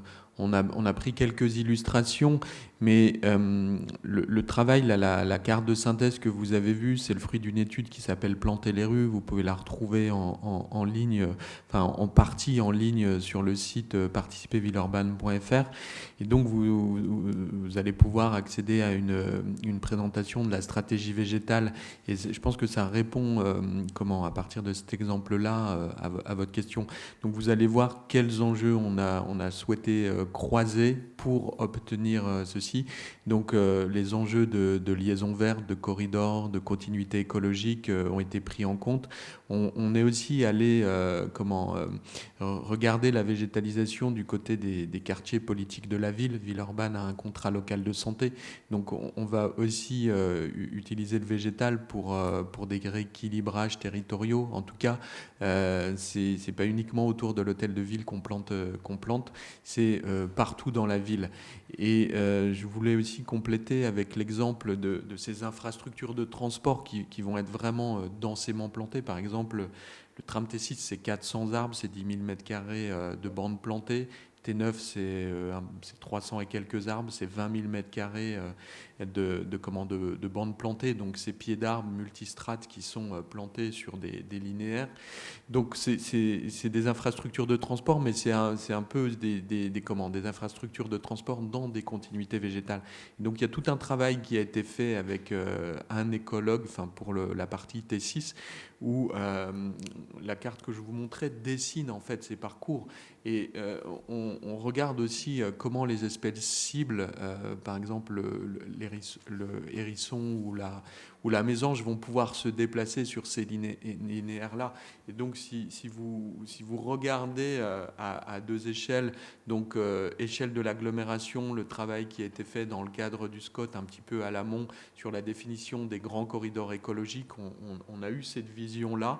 Et maintenant, il nous manque un petit peu la vision des continuités intra-urbaines. Et bien finalement, on est en train de les dessiner. Donc après, il faudra évaluer dans le temps comment ça fonctionne. Mais si vous prenez cet axe nord-sud, vous avez le parc de la Fessine qui lui-même est connecté au grand corridor du Rhône, donc de Miribel par les champs captants, la Fessine, la Tête d'Or. Donc vous traversez le campus de l'Adoua. Donc vous arrivez à ce grand parc qui va sortir de terre Roger Planchon, vous connectez le parc du Centre, vous arrivez gratte-ciel nord et vous êtes au gratte-ciel de Villeurbanne. Et sur tout ce linéaire, potentiellement, un hérisson, il est capable de comment ?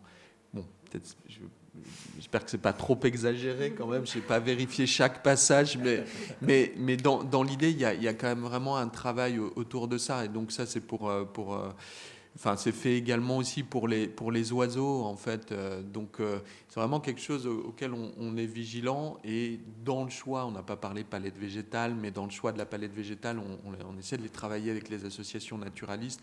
On est vraiment sur du végétal local, sur de l'espèce locale. Donc, les pollinisateurs, c'est vraiment c'est réel, on voit vraiment les effets. Donc chaque fois on va essayer de travailler ces continuités et les effets positifs sur la biodiversité. Ouais. Super, merci beaucoup pour les réponses. Est-ce qu'il y a d'autres questions ?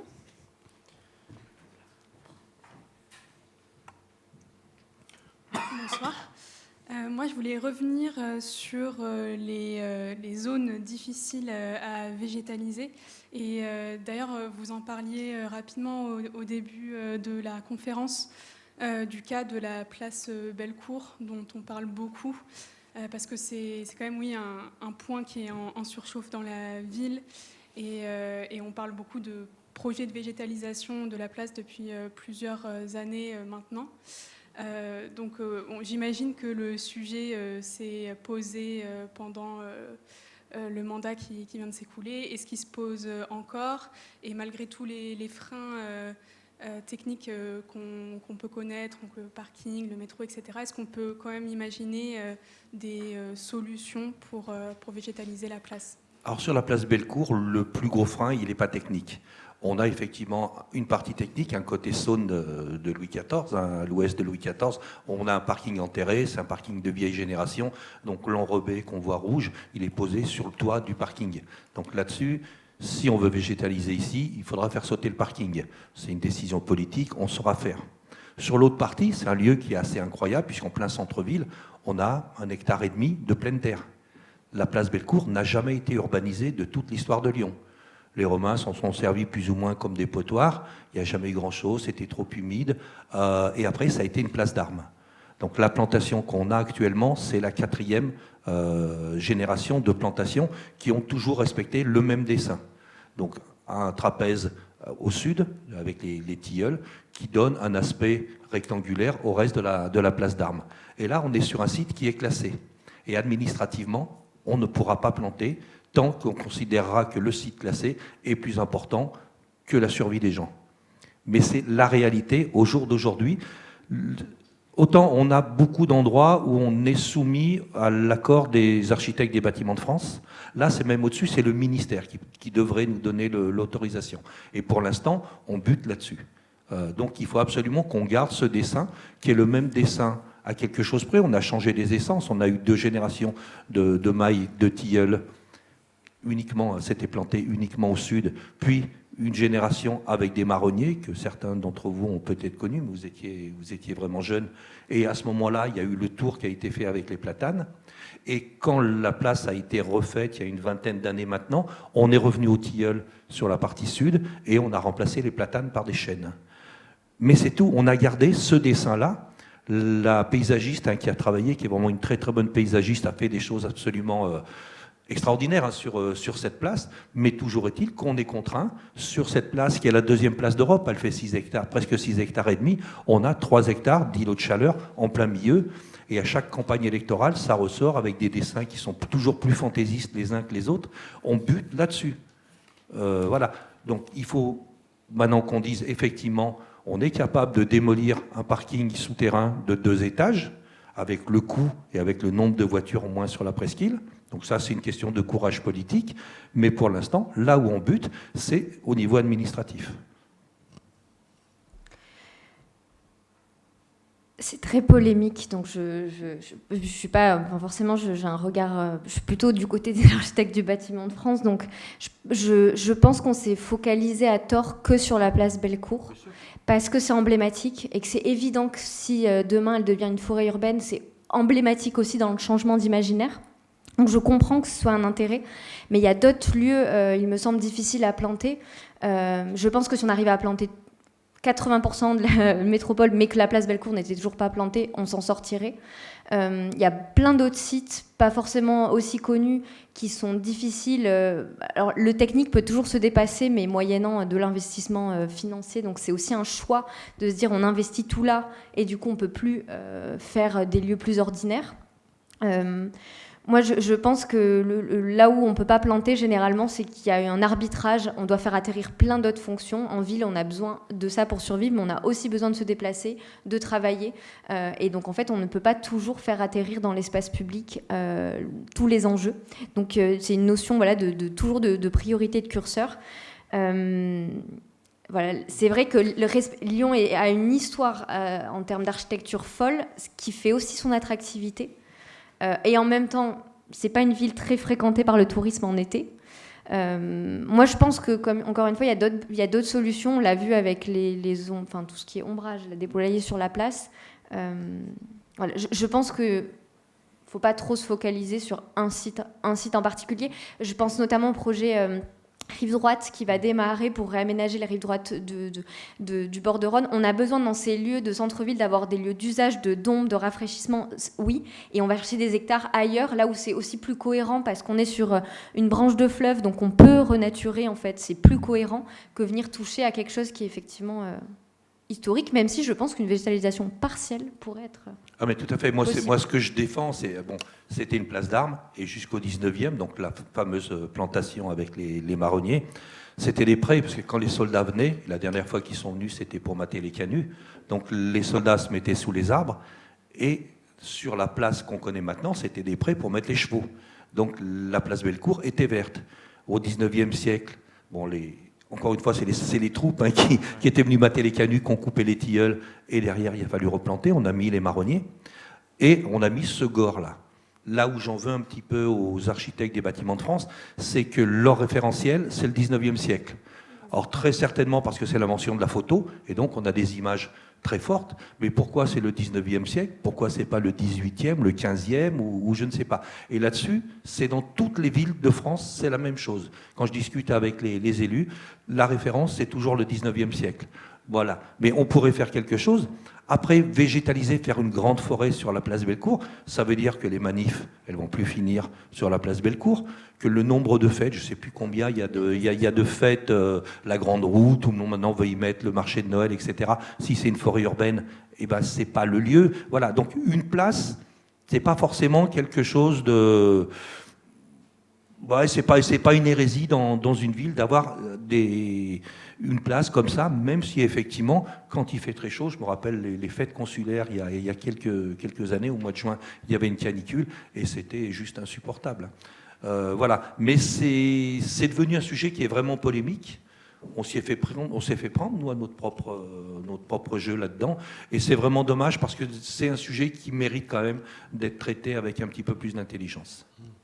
Je vais dire un mot également parce que c'est un bon exemple pour parler de de végétalisation versus voiture, parce que l'espace public, enfin, une grande partie de l'espace public est occupée par la voiture, et ça c'est une des difficultés qu'on rencontre en fait quand, enfin, vis-à-vis des habitants, il y a vraiment toujours cet enjeu stationnement versus plantation, parce que dans ces rues, quand on doit faire avec l'existant, on n'a pas beaucoup de marge.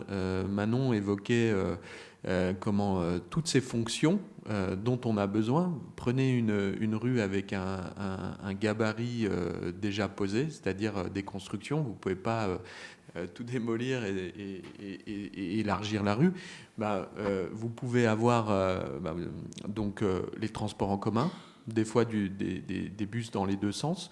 Avec la loi LOM depuis 2016, vous allez certainement avoir besoin de pistes, de bandes cyclables, etc. Du stationnement, il en faut toujours un petit peu, hein, parce que pour le moment, c'est quand même encore une demande forte. Et puis, là au milieu, les camions poubelles également. Et vous devez trouver le moyen de planter des arbres. Voilà, donc c'est jamais une opération simple. Et pour le moment, on est surtout en train on essaie de gagner. En tout cas, c'est une piste et une vraie marge, c'est le stationnement. Mais avec la problématique que ça peut poser vis-à-vis de la population qui ne conçoit pas toujours, en tout cas à l'amont des projets, le fait d'abandonner du stationnement. Ce qu'on observe, c'est que quand même, malgré une fois qu'on a pris que les places de stationnement ont été prises et que les arbres ont été plantés, par contre, on n'a personne qui nous demande de revenir en arrière. Alors ça, c'est plutôt un bon point. C'est-à-dire que je pense que une fois que les arbres sont là, les gens, les habitants, ceux qui habitent dans la rue, trouvent que c'est un bénéfice, c'est clair. Est-ce que je peux juste rebondir sur l'aspect patrimonial peut-être parce que du coup là je m'avance peut-être un petit peu, mais du coup j'imagine qu'en fait c'est peut-être une problématique qu'on va retrouver vraiment plus largement dans Lyon, que ce soit peut-être dans le Vieux-Lyon ou sur toute la presqu'île. Comment est-ce qu'on peut imaginer des solutions pour... Alors ça, c'est quelque chose qu'on retrouve surtout sur le périmètre UNESCO à Lyon et qu'on retrouve sur certains périmètres dans d'autres communes de la métropole. Alors là, il y a quand même un gros travail qui est fait par les services et les ABF qui se rencontrent maintenant assez régulièrement là-dessus, et on avance. Mais vous prenez les plantations qui vont être réalisées sur la rue de la République vers l'hôtel de ville, l'Opéra. Donc on remplace les érables qui sont vraiment au bout de leur vie, et là-dessus on voulait planter différemment. Blocage avec les ABF qui voulaient absolument rien changer et avoir que des arbres de OG et pas de niveau dessous, et les pompiers qui voulaient également pouvoir avoir des accès avec l'échelle en cas d'incendie. Et ça a été une discussion qui n'a pas été simple, ni avec les ABF, ni avec le SDMIS, avec les pompiers. Mais voilà, on est arrivé à un accord. Alors ça veut dire que voilà, il faut faire des réunions, il faut discuter et tout. Mais voilà, on commence à bouger un petit peu les curseurs. Après les ABF, c'est des gens comme vous et nous, ils souffrent aussi de la canicule, donc je pense que les choses, elles évoluent. Ils étaient à une époque ils voulaient absolument rester sur ce qui avait été décrété par Alphand, une espèce unique et pas mélangée. Alors ça, c'est déjà quelque chose que les services dans toutes les villes avaient remis en question pour des histoires absolument de sanitaires par rapport aux arbres. Vous avez la même essence, quand vous avez le même champignon, le même insecte et tout qui vient faire des dégâts, il a un boulevard devant lui et il va tout contaminer. Si vous avez des essences qui sont mélangées, bien évidemment, ça va beaucoup ralentir. Et même si vous avez une espèce qui doit disparaître, vous allez quand même avoir d'autres arbres qui seront là. Ça ne va pas être la disparition de tout le... Et il aura fallu, sur le boulevard de la Croix-Rousse, pour arriver à un accord, parce qu'il n'y a pas que nous qui avons travaillé là-dessus, les mandats d'avant, pour le boulevard de la Croix-Rousse, il a fallu 25 ans pour trouver un accord. 25 ans. Voilà, donc on a trouvé un accord et j'espère que dans le mandat prochain, effectivement, on pourra planter. Mais voilà, c'est des réalités qui font, voilà, donc il faut tenir compte un petit peu de tout. Les pompiers, effectivement, avaient été très très choqués par l'incendie de Vonvelin qui avait fait 10 morts. C'est une ville que je connais bien, j'ai travaillé à Vonvelin, et effectivement, donc les 10 morts, c'est terrible. Les gens sautaient des fenêtres pour fuir les flammes, et la plupart sont morts comme ça. Hein. Il y avait eu assez peu de brûlés, hein, sont morts comme ça. Ça a beaucoup traumatisé. Sauf qu'il n'y avait pas d'arbres autour de cet immeuble-là, et pourtant, suite à ça, il y a vraiment voilà, il fallait absolument trouver des solutions, sans que les pompiers, eux, remettent en question leur technique. Moi, je me demande toujours pourquoi, quand on va sauver les gens dans un immeuble qui brûle, on va les chercher avec une échelle, et vous avez une mémé de 90 ans qui doit redescendre à l'échelle. Alors, sur les épaules d'un pompier bodybuildé, peut-être, mais imaginez la trouille quand même. Il y a des nacelles qui font ça vachement mieux, qui sont capables de passer au-dessus des arbres. Donc, il y a aussi des solutions qu'il faut trouver pour que les autres activités s'adaptent à la présence des arbres. Et là où, par contre, ça fait très très mal, c'est que quand on regarde le nombre de personnes qui décèdent, encore une fois, entre 6 et 9 000 qui décèdent à cause de la chaleur, et le nombre de personnes qui décèdent à cause des incendies, ça n'a rien à voir. Et les incendies, même si c'est effectivement très traumatisant, et tout le monde en parle, ça veut dire des articles de journaux, tout le monde va en parler, ça choque, il suffit de voir ce qui s'est passé à Crans-Montana. Quand les gens meurent de la canicule, ils sont complètement invisibilisés. Les pompiers les ont amenés et les gens sont morts dans les hôpitaux. Et nous, on a les résultats que plusieurs mois après. Les gens qui sont morts au mois de juin et ceux qui sont morts au mois d'août, les résultats, on les aura en mars ou avril. Ils sont complètement invisibilisés. Donc il y a ça aussi. Donc ça veut dire qu'il faut que nous, là-dessus, on porte ça. On est vraiment sur un problème qui est vraiment important, et c'est pas toujours aux arbres de s'adapter au reste de la ville. Il va falloir maintenant que les autres usages s'adaptent à la présence des arbres en ville.